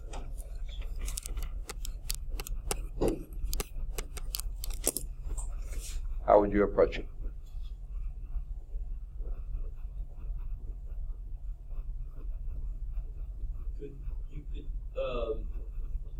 My question is on the last one when we had that too. Yeah. Would that be recognized like as sine 4t cubed, or would it be sine 4t? You know what I'm saying? Okay, one more time. On the problem we did before, Right. we did the cosine Right. problem. It was square root of cosine x was the problem. Yes, sir. And then you basically said it's just cosine x squared, right? No, it's cosine x to the 1/2. No, the problem before that. Before that. Yeah, okay. You said cosine squared x is the same thing as cosine x squared. Right. So if you want to rewrite that, is that what you're saying? Yes, sir. You certainly can. And how would that rewrite? I have no idea how it's written. I was asking how would it be written. Well, just like before, you could rewrite this as sine 4t cubed. Okay. Exactly. I thought that's what you're asking. Yes, you can do exactly that same thing. But however you do it, how do you take its derivative? Assume chain rule. Yep. Actually, twice. Twice. Yes. Where would you begin? I pulled that 3 and put it in front of it. Okay. You're doing the outermost function first, so that'd be 3. You tell me what else to write. Need to catch up to you real quick. It'd be sine 4t. Sine of 4t Squared. squared Times times cosine cosine 14. of 4t.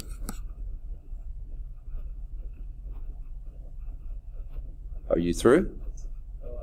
Yeah. Nope, you still got another inner function.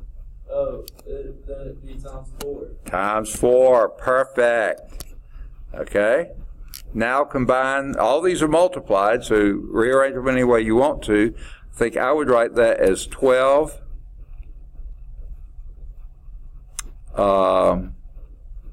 I guess no reason to change it. If you want it back in the original type form, that'd be sine squared of 4t times the cosine of 4t. You could write the cosine 4t in front of the sine squared, or you could leave the sine squared in this form here, anything, but I would bring the 3 and the 4 together. Okay? How did they leave it? They left it just like I did. Amazing. 12 sine squared 4t times cosine 4t.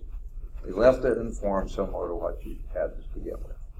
But you could have had this sine 4t squared. That would have been fine. You could have moved this in front. That would have been fine. There's lots of ways to write the answer that are perfectly correct.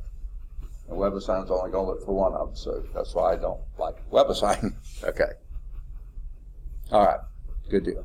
Any others? You need that any longer? All right. Now, you see they did sort of the simpler problems with you, and these were a little more complicated, but didn't show them on PowerPoint, so that's why I like to do them. So let's do example 13, which is yet another level of complexity. Okay? Hopefully we'll get it done. Wait! We've already gone over, haven't we? Or have we? That was only 9.3. Oh, no, okay, I'm sorry. I looked at my clock wrong. Okay. Do y'all need a little break first? Or, yeah, I could use one myself. So we'll come back and wrap this one up. All right. Example 13. The tangent line of a trigonometric function. Like I said, this is another half step in the complexity further along. Here's what we're asked to do. Find an equation of the tangent line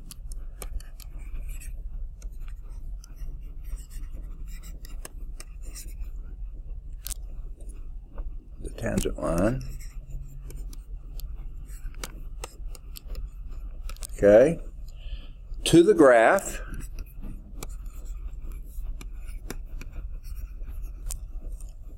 of f of x is equal to 2 sine x plus cosine 2x. Okay? At the point pi 1. Okay? Then determine all the values of x on the interval 0 to 2 pi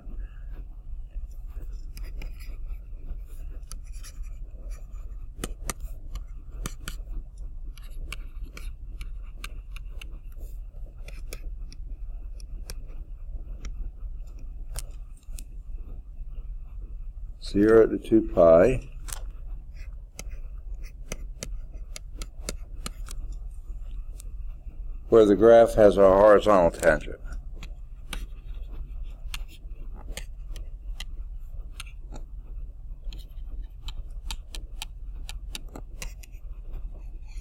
Okay. All right. First thing they want to know is find the equation of the tangent line to the graph of the function f equal 2 sine x plus 2 cosine x at the point pi 1. Then we'll do the second part. Okay? Now, I'm a huge cynic. Okay? What I mean by that, before I ever start a problem, I want to make sure the problem makes sense. Okay? Because I don't want to spend a lot of time on it and say, I don't think you could do this, and find out they gave me bad information. Okay?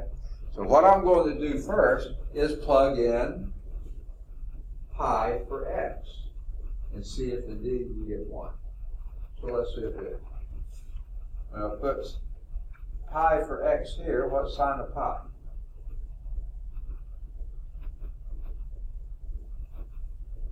Sine of pi. 0. 2 times 0 is 0. That's all right. What's cosine of, but it's going to be 2 pi. What's cosine of 2 pi? Say again? I thought it was half pi plus second. What's cosine of 2 pi? 1. Because cosine has a period of 2 pi. It starts at 1, so it don't end at 1 at the end of the period. Okay? So sure enough, this problem makes sense. Most of the time they will, but I just don't want to work on a problem that doesn't make sense. This one does. All right, so what's the first thing? We want an equation of the tangent line to the graph of this function at that point. Now, how do you want to begin? There are several ways you can go about it. How do you want to start? You tell me.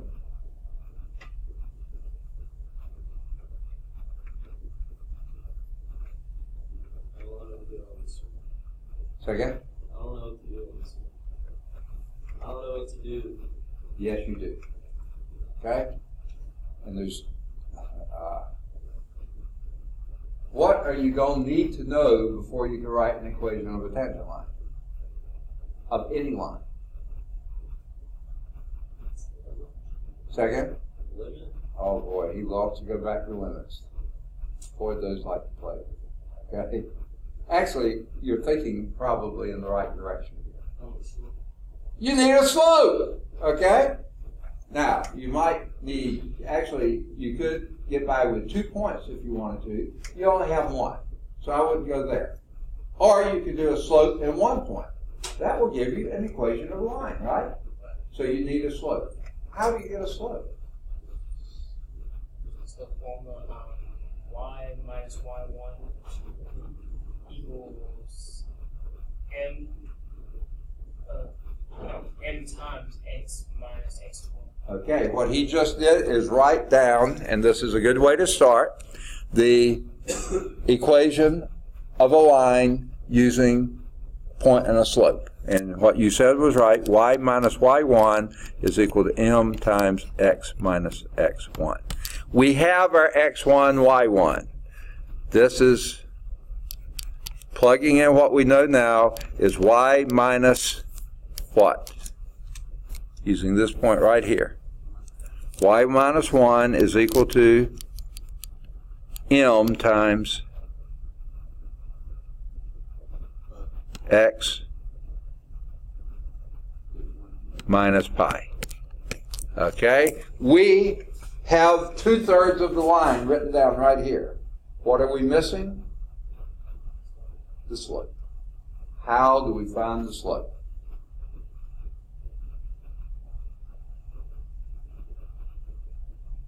How do we find the slope? What's the Jesus answer in this class?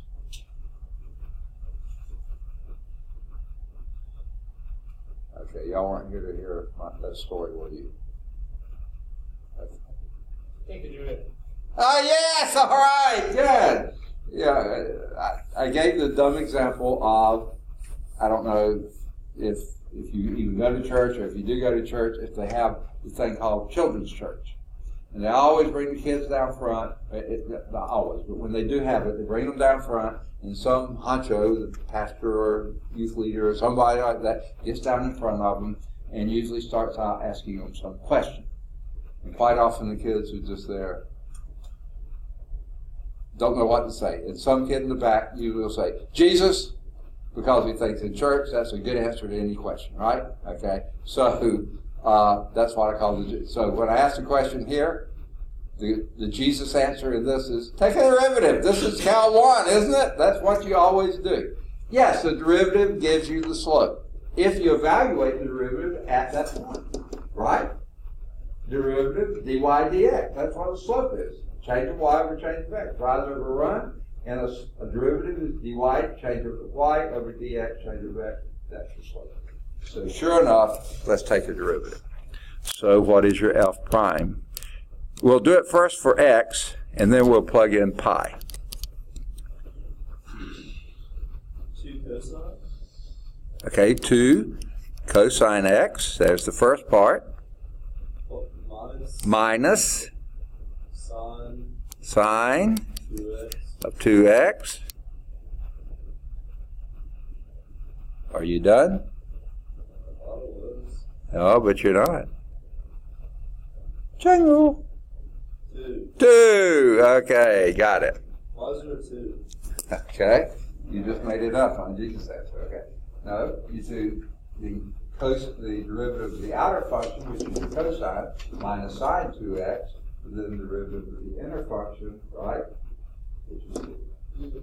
Okay. Now, there's your f prime.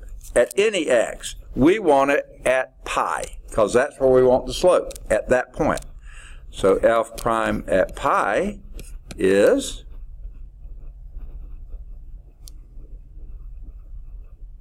what? 2 times the cosine of pi. What is the cosine of pi? Huh? It'd just be 2. It'd just be 2 because cosine pi is 1. Oh, is it? Oh, I had forgotten that. Because I always thought that cosine started up here. It started on there.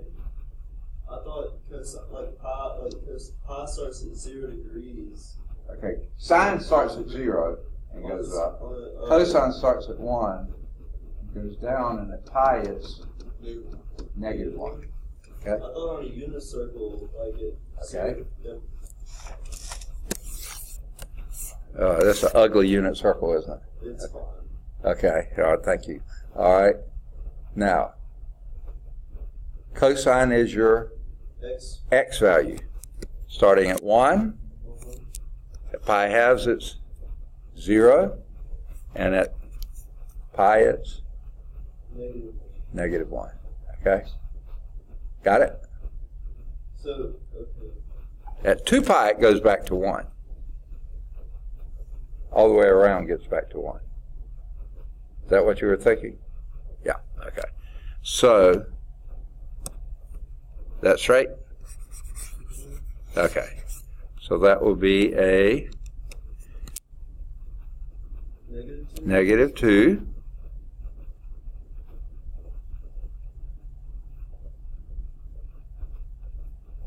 What next? Sine of pi is 0. Sine of 2 pi, and sine of pi is 0 too, but sine of 2 pi, and that's also 0. So it's just negative 2. So there's your slope. Fill it in, and you get y minus 1 is equal to negative 2 times x minus pi. Now, that's maybe not the neatest little formula, so you could multiply through here, and this gives you negative 2x plus 2 pi, and then add 1 to both sides. That's y minus 1. Add 1, and you get y is equal to minus 2x plus 2 pi plus 1, which is a weird number. That's your y-intercept is 2 pi plus 1, which is something a little beyond 7. And let's see how the graph looked in the book. They did the hard work for you. I didn't graph it, and I'm not about to graph it, okay? So if this is the curve, which I was going to do, there's your point pi 1, there's the tangent line at pi 1, and sure enough, it looks like it could be somewhere up there past 7. 1, 2, 3, 4, 5, okay. It looks like it could easily be plus 7. Slope of minus 2. Going downhill pretty fast. Make sense? All right, so we got that. Let's see if that's what they got. Y is equal to minus 2x plus 1 plus 2 pi. I don't know why they reversed the order, but again, if you were in WebAssign, that's the one they're looking for, and there's no reason that's any better than mine, okay? All right, now that's the first part. Second part, then determine all the values of x between 0 and 2 pi where f has a horizontal tangent line. Okay. What's going to be true about a horizontal tangent line? The slope is the same as 0. the slope is equal to 0. And since we have the slope right here, we're just going to put that equal to 0, aren't we? Okay, so let's write this down. 2 cosine x minus 2 sine 2x is equal to 0. Okay? Now, we need to find, okay, first thing I want to do here, because I don't like carrying any more numbers around than I have to, I'm going to divide every term on both sides by 2. Is that okay? And that's still 0, right? So I messed that up. Okay. Okay. So I wiped out that and wiped out that. Okay. That makes it look a little simpler there. But how in the world am I going to find the values of x that makes that equal 0?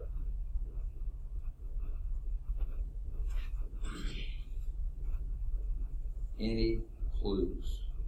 Hints? Things you might want to try? You're just going to be quiet until I tell you. Huh? Okay. Good Jesus answer, but wrong in this case. Okay. We don't need another derivative. We just need to find out where this is equal to 0. Now, normally at this point we'd want to factor. I can't factor that. Okay? Because if you could factor, then you'd say either this is equal to 0, that's equal to 0. But what's sort of the more complicated part of this? What's kind of the sine 2x. This is 2x, that's only x. I'd rather this everything be in terms of x. Does anyone know a trig identity that relates what sine of 2x is? Oh my.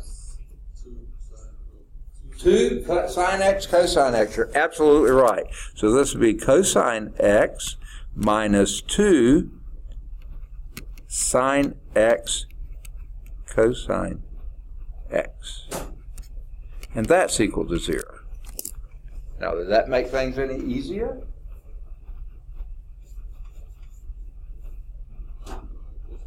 You can what?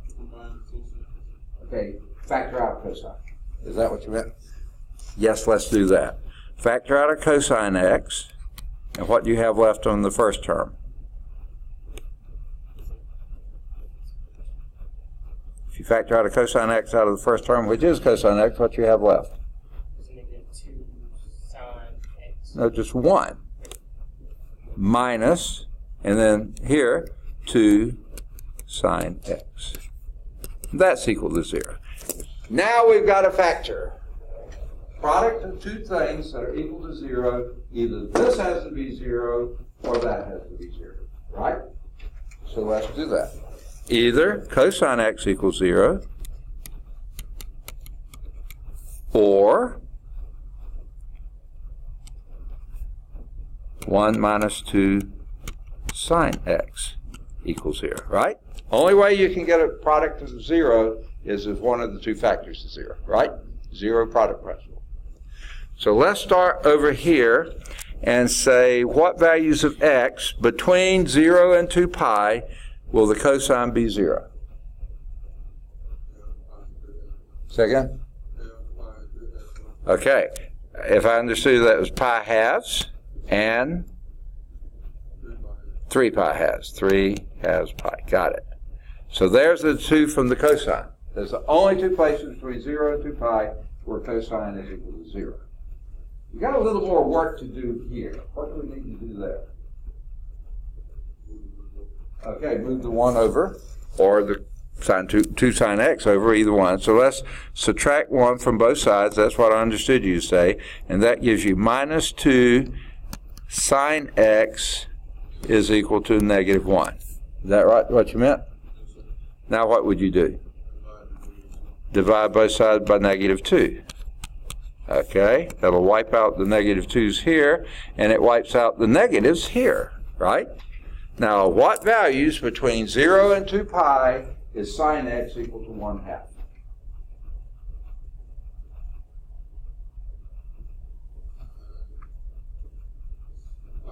Pi 6. Anywhere else is 1/2? 5 pi 6, exactly. Everywhere else it's negative. I mean, those are the only 2 places. So there will be 2 more, pi 6 and 5 pi 6. 5, 6 pi, or however you want to say it.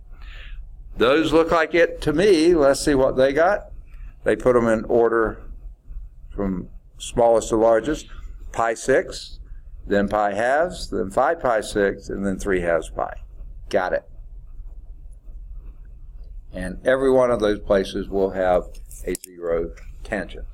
Okay? Let's see how that looks on their graph. The 0 tangent right here at pi 6, right here at pi halves, right here at 5 pi 6, and down here at 3 halves pi. Yep, sure enough. Look like horizontal tangents in each of those, which makes those relative maxima or minima. So we'll get to that a little bit later, but just to throw it out there now. All right, any questions on that? A little bit more involved problem. Let's get through this. Here is your trigonometric functions and chain rule, the summary of these differentiation rules. This is not just trig. Summary of all your differentiation rules. C be any real number, N be any rational number, positive or negative. Rational meaning fractions or decimals, okay? Not irrational, okay? Not square roots and things. Let U and V be differentiable functions of X, and F be a differential function of U, okay? So, the constant rule. Derivative of a constant is a 0. Got it? Yeah. Okay? The simple power rule, by the way, to me is any power rule, pretty simple. D by dx of x to the n, where n is any rational number, positive or negative, fractions or decimals, integers, whatever. Its derivative of that would be n times x to the n minus 1. Okay? Now, why they threw this in here now, I don't know, but it's certainly true. D by dx of x is just 1. I would have put that almost over here somewhere. Okay, constant multiple rule. Okay? If you take the derivative of c times a function, then that will be c times the derivative of that function. Hold the constant out front. Okay? Sum or difference rule. If you're taking the sum or the difference of 2 differentiable functions, derivative of 2 differentiable, the sum or difference of 2 differentiable functions, it's the sum and difference of their derivatives. Derivative of u plus or minus v is u prime plus or minus v prime. Okay? Product rule, not quite so simple. D by dx of uv would be u times the derivative of v plus v times the derivative of u, and it doesn't matter which one of those you put first in either sort. You could reverse these two, reverse those two, reverse those two. They're perfectly fine. Quotient rule, it does matter. D by dx of u over v, okay, of course v can't be 0, any of the values of v can't be 0. Okay? It's low d high minus high d low over low low. Okay? The signs matter, don't flip things around there. Okay? The chain rule, d by dx of a function of some other function is the derivative of the f at that same value times the derivative of the inner function. Okay? The general power rule, okay? I guess that's what made this a simple power rule. It's just your variable here. Here it's another function being raised to a power. That'd be n times the function to the n minus 1, then times the derivative of the function. Okay? And your trig function is d by dx of sine is cosine, d by dx of cosine is minus sine, d by dx of sine tangent is secant squared, cotangent minus secant squared, d by dx of secant is secant tangent, and cosecant is minus cosecant cotangent. That pretty much sums them up. You can always go back and put a u in here, and then that would be cosine u du. Okay, but u prime, or whatever you want to call it. All right, I think. Therefore, I am. That's the end of the section. Homework exercises here. I know I've assigned some of these before. Any of the odds 3 through 7, they're all at Calc Chat. 3 is at Calc View. Any of the odds 9 through 33, a whole Pascal and a half of those, all of them are at Calc Chat. All the odds are. 9 is at Calc View. Any of the odds 35 to 53, they're all at Calc Chat. 37 is at Calc View. Excuse me. This says using technology. I think you can do it without, but if you do want to use something, you can. Any of the odds 55 to 59, they're all at Calc Chat. None of those are at Calc View. Do 61, the only one like that. Do any of the odds 63 to 69, they're all at Calc Chat. 61 was at Calc Chat too. Do any of the odds 71 to 77, they're all at Calc Chat. 75 is at Calc View. Do 79 is at Calc Chat. Do 81 is at Calc Chat. Doing second derivatives, do any of the odds 83 to 87, 83 to 87, all at Calc Chat, none at Calc View. Do either 89 or 91 or both, they're at Calc Chat, not at Calc View. Now, the exploring concepts, this is if you want to do it, these are maybe a little more involved. You decide whether you want to pursue these or not. 93 and or, no, if you choose to do them, 93. If you choose to do it, 95. Okay? There's a think about it problem, 97. It looks like there's more to think that you can actually fill in a table. And then there's 99 is a finding a derivative of a graph. 101 is an applied type problem, as is 103 and 105. So do at least one of those if you choose to. Do the one that's closest to your major or whatever you're planning to do. Okay. 107 is a biology application. Pretty decent looking one there. And then 109 is finding a pattern, which is usually a pretty nice thing to do. 111 is to think about it, so if you want to think about it, you can. And 113 deals with even and odd functions, and you can fiddle with that if you'd like. Then do either 115 or 117 or both. Now these are a little more involved. If you choose not to do them, I think you can get by with it okay. But those are both at Calc Chat. And then 119, again, a little more involved problem. That's at Calc Chat. And then there's true false, either 121 or 123 or both. Any questions on that? Okay. All right, let's move on to 2.5. Why did I do that?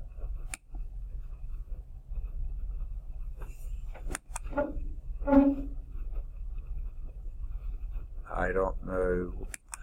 Either I clicked something wrong or it's doing strange things to me. Okay. And we're at 2.5. My nose is itching. Must be going to have company. All right, let's just look ahead just a moment while that's coming up. 2.5 is not that long, and 2.6 is a great section, but the problem is we need to move on.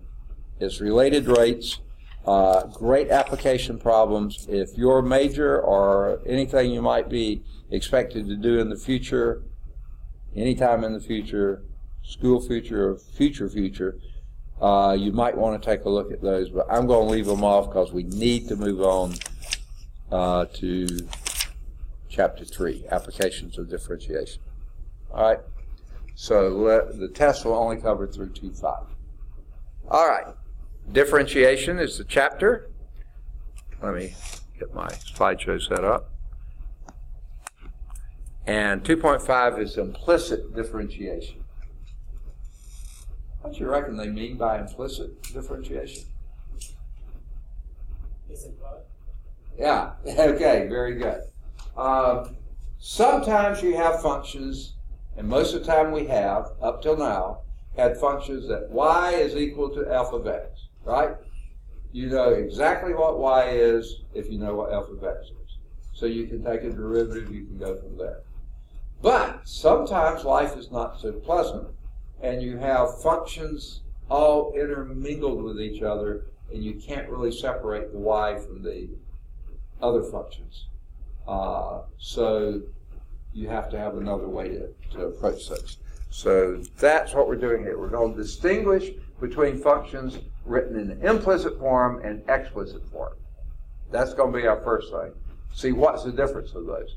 And we'll use implicit differentiation to find derivatives of the function that you cannot write explicitly, okay, as a function. So what are implicit and explicit functions? Most functions that we've run into so far have been expressed in explicit form. Y is equal to 3x squared minus 5. Y is exactly that function of x. Variable y is explicitly written as a function of x with no complications in it. Okay? Then we can take derivatives, we can do other things. However, some functions are only implied by an equation. For example, y is equal to 1 over x is defined implicitly by this form. Multiply both sides by x, and you have xy is equal to 1. Well, that one you can separate because that's where it came from, but written this way, they're linked together. Okay? So, this would be an implicit description of the function y, because it's written with the x. That would be an explicit form of the function y. Okay? Now, if you go back to this one, and you're wanting to find the derivative, dy dx, of that equation, you can write y explicitly as a function of x, which is what we had, and this would be x to the minus 1, and dy dx would be equal to minus 1 times x to the minus 2, so minus 1 over x squared. Okay? Now, anytime you can write it explicitly, you can take a derivative. Sometimes it may be pretty tough. You cannot, however, use that procedure when you're unable to solve y as a function of x.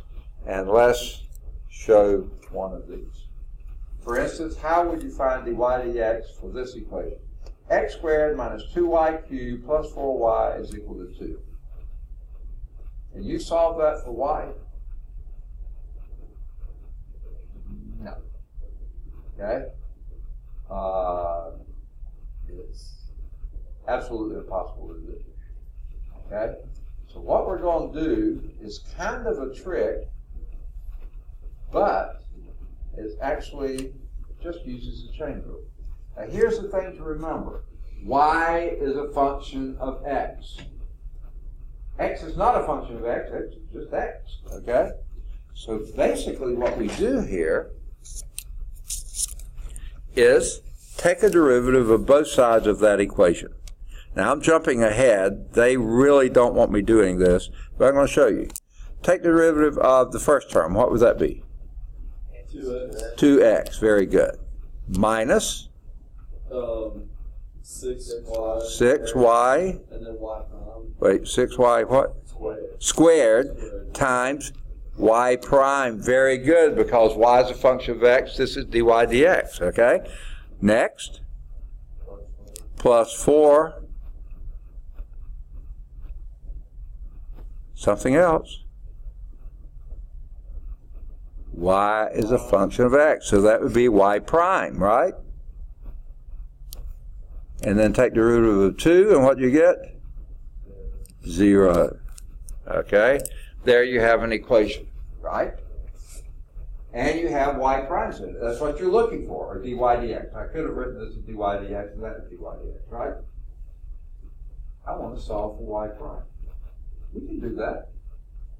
What would be your approach to that? Move the x over. Yeah, subtract 2x from both sides. And what does that give you? Minus 6y squared y prime plus 4y prime is equal to minus 2x. What I want is y prime, which is dy dx. That's what I'm looking for, dy dx. So what can I do next? Can't you move that 6y? Don't you want to get rid of that 6y squared? Do what now? Don't you want to get rid of that 6y squared? Oh, just erase it, you mean? No. Get rid of, oh, no, not that. Okay, wait. At this point, you have a y prime in each term, don't you? That's why we got the x, 2x on the other side. So now we can, say again? Combine like terms. Not quite, because the y squared is one and there's no y squared in the other. But you want to isolate the y prime. So what can you do? 6y. Factor it out. Right? Yes. Okay. Y prime, that's what you're looking for. What would you have left once you factored out a y prime?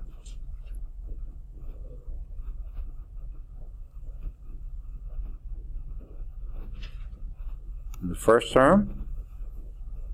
What's left over? Factor out the y prime.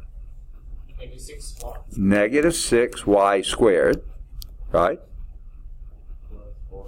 Plus 4, not just plus 4, okay? And that's equal to minus 2x. Well, what I'm looking for is my y prime.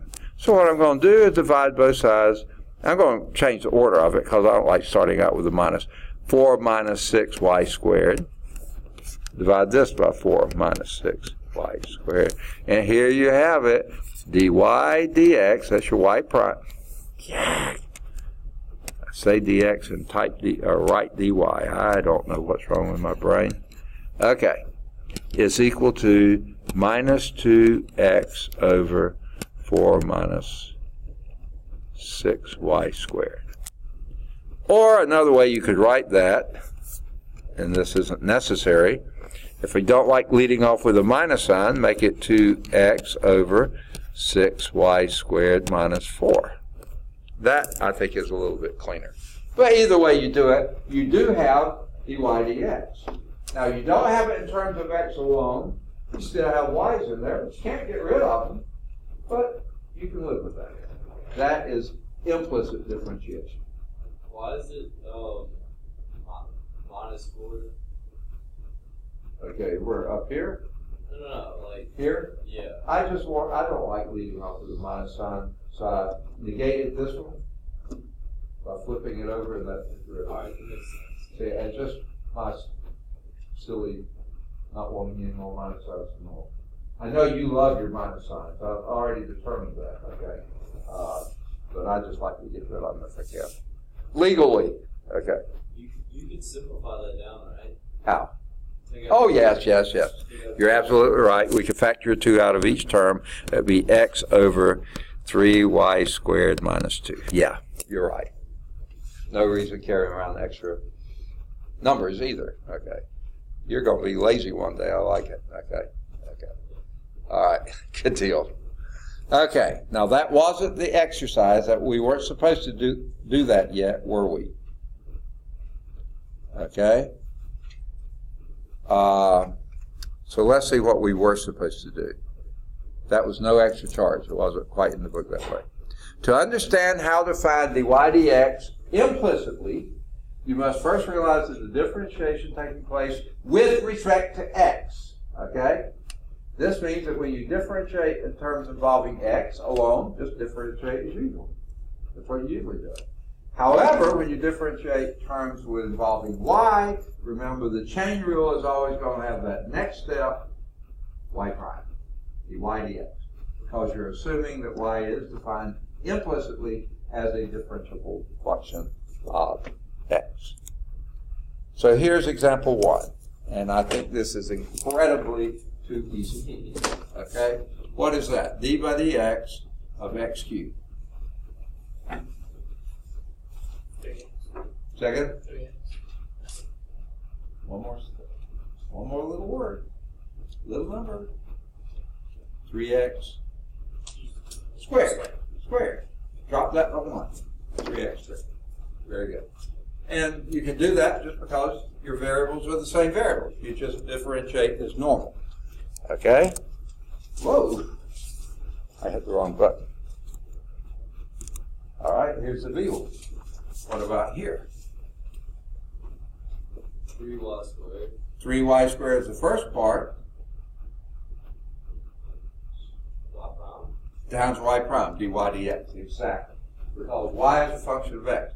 Up here you didn't have to do it because x isn't a function of x. Wait, dy dx, that's just y prime now? Yeah, that's just y prime. I like to write y prime because Okay. it's shorter, simpler, easier. I'm lazy. Okay. But, yeah, y prime or dy dx either. You see why? Is the dx instead of dv.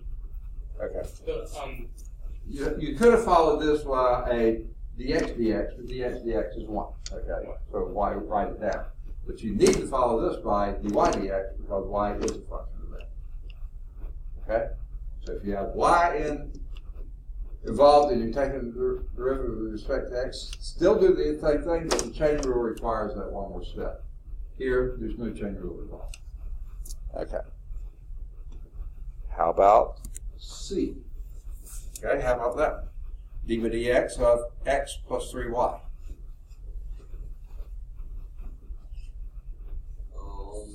It's just 1 plus 3y. 1 plus 3y prime.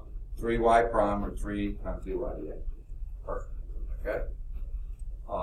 Just take the derivative that's normal here, and because you take it with respect to x, that's just your 1. Take the derivative that's normal here, that's just your 3, except y is a function of x, so you have the dy dx. Chain rule part. Okay? There is no chain rule part because dx is 1. Okay? I think there's a d. What would that be? Ooh, boy. I can't see it. Oh, sorry. That will be 2y y prime. Okay, 2y y prime. Well, okay. Tell me how you got that. Okay, so that x, do the power rule, goes away. Wait. It becomes 1. Wait. What rule are you using? I need to use product rule. Product rule, okay. So, And how does that go? let's see, x times 2y prime, 2y prime, yeah. And then, are you sure? Okay. 2y y prime? 2y y prime. Yeah. See? Okay. So x times 2y y prime. Plus, Okay. plus 1 times y squared. Plus 1 times y squared. Perfect. Okay. They need another step here. That's what your answer is. So x times 2y y prime plus y squared. Okay, times 1. Which, finally, 2xy dy dx plus y squared. Now, that, no way to solve that for y, no way to solve that for y. You can solve it for y prime. Well, no, you can't. You don't know what's over here. But if this was a 0 here or something like that, or anything else, then you can move this over, divide by this, yeah. You can take care of it. But this, all we're doing is taking the derivatives here. Okay. Any questions? Make sense? All right. So, implicit differentiation, here are the guidelines. Okay, if you have an equation, guess what you got? For every equation, you got to have a equal sign, otherwise it's not an equation. Okay? So if you have an equation, and you have y's in it, one side or both sides, doesn't matter, differentiate both sides of the equation with respect to x. So any terms with just x in them, just take the derivative of that. Any terms with y's in them, then take the derivative of that, also include the chain rule dy dx. Then once you've done that on both sides, then collect all the terms involving the dy dx, or I like to do just y prime, simpler and easier to write, on one side of the equation, they say on the left, and move all the other terms that don't have the dy dx to the other side. They say to the right. Now, once you get them all the ones with dy dx in them over here, all the ones without dy dx in them here, and you got multiple terms here. Every one of these has a dy dx. Factor it out. And then whatever you have left over, divide and solve for dy dx. You don't say divide, but that's what you usually do. Okay? Here's example 2. Find dy dx, given that this is your equation at hand. Is that the one we just did? No, I don't think so, is it? This is a different one.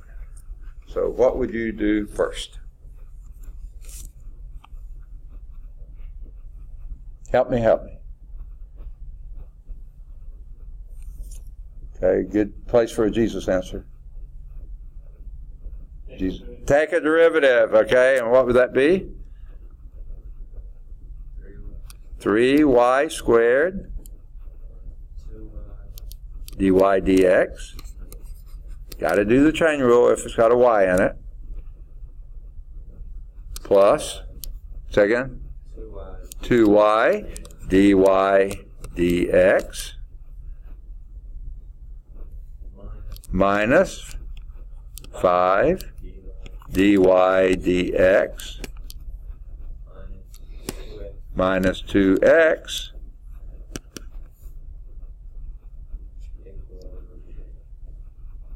equal what? 0, exactly, because the derivative of minus 4 or any constant is 0. Okay?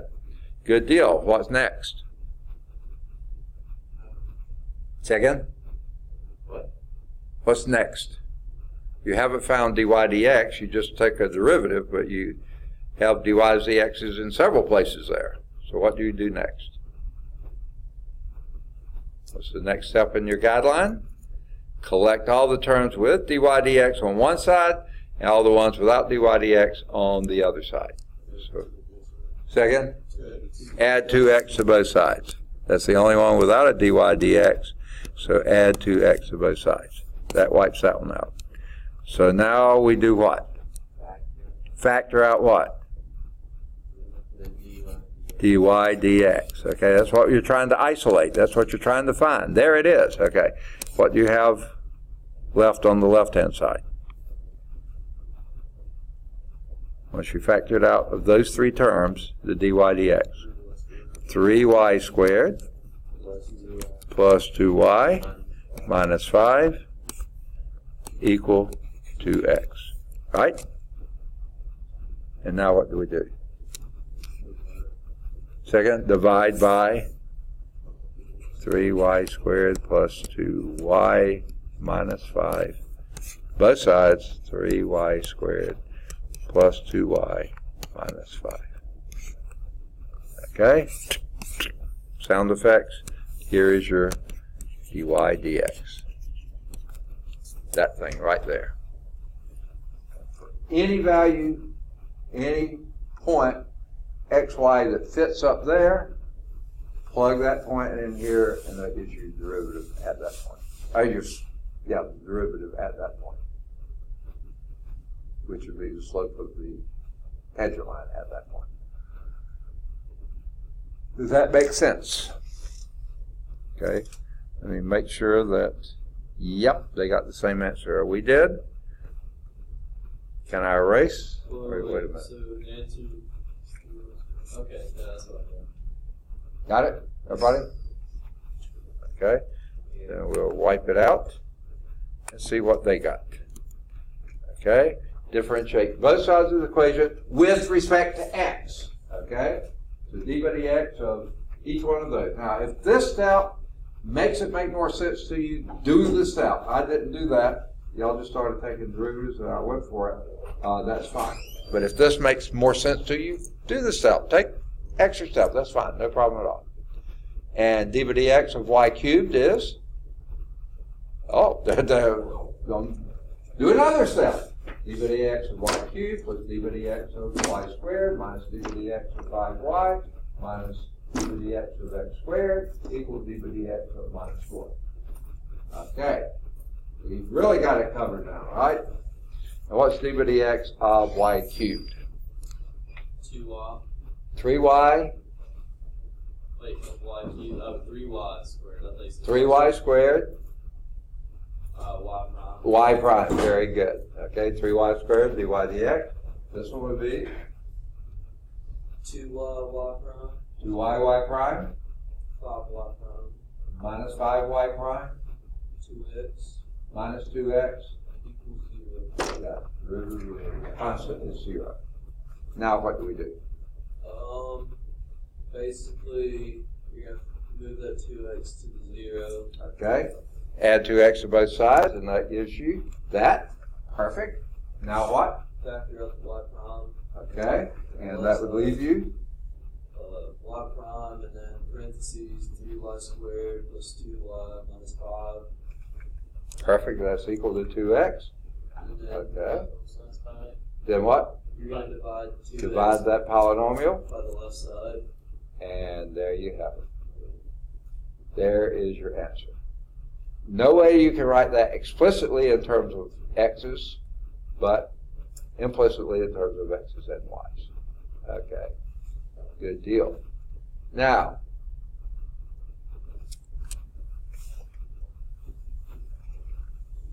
if you were asked, and by the way, this is the graph of that last equation.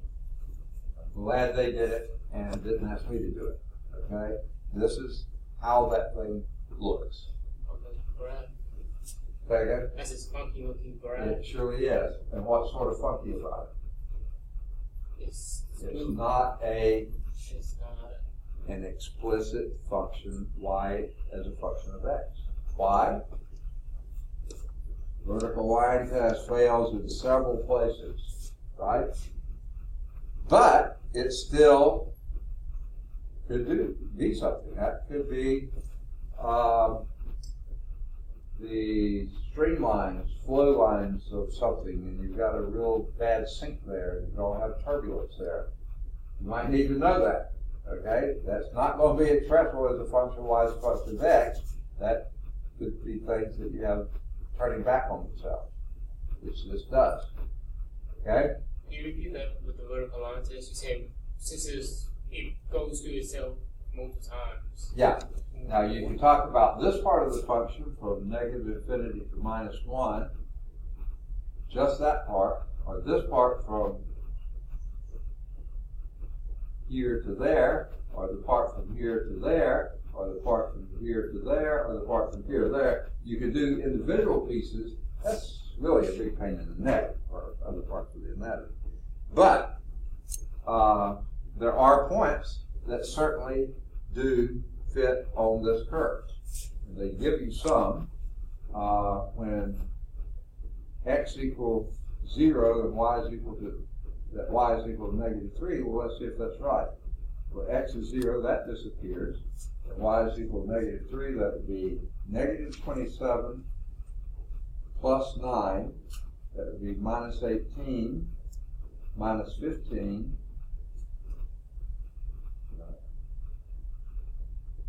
plus 15. It's not equal to minus 4, is it? Oh, I'm doing the wrong one. This one. This is 0. Nope. That's not negative 3. It's a little below negative 3. That, they just show the intersection. They don't show the point. This point, 1, negative 3. So if you plug in, this would be minus 27 plus 9. That would be minus 18 plus 15 is minus 3. Minus 1 is minus 4. Yeah, so that point's on there.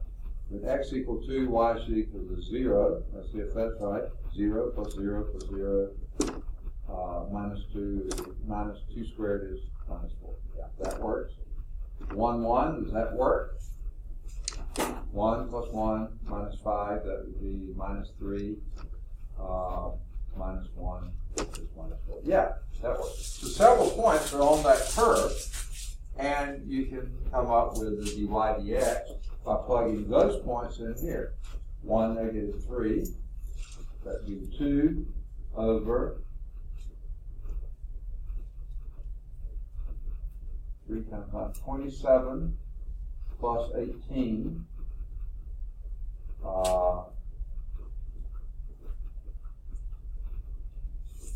45. so minus 5 is 40.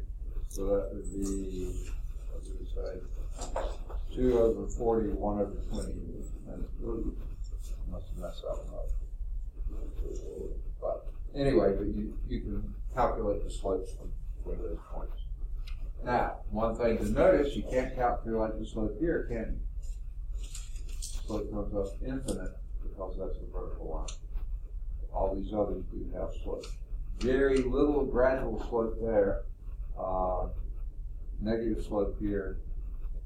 Undefined slope there. Okay. But you can still take derivatives at these various points, except for the tangent line is vertical. Oh, man. Y'all are letting me go over. All right. We'll pick up next time with what?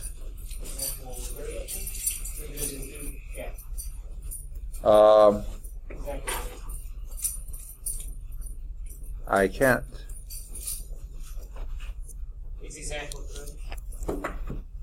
Okay, the top of page 146. That's where we'll begin. That's right there. Good deal. One more thing. Have a good weekend. Of course, working calculus problems will make it a good weekend, won't it? Yes. Okay. Take care. All right. Sorry I went over.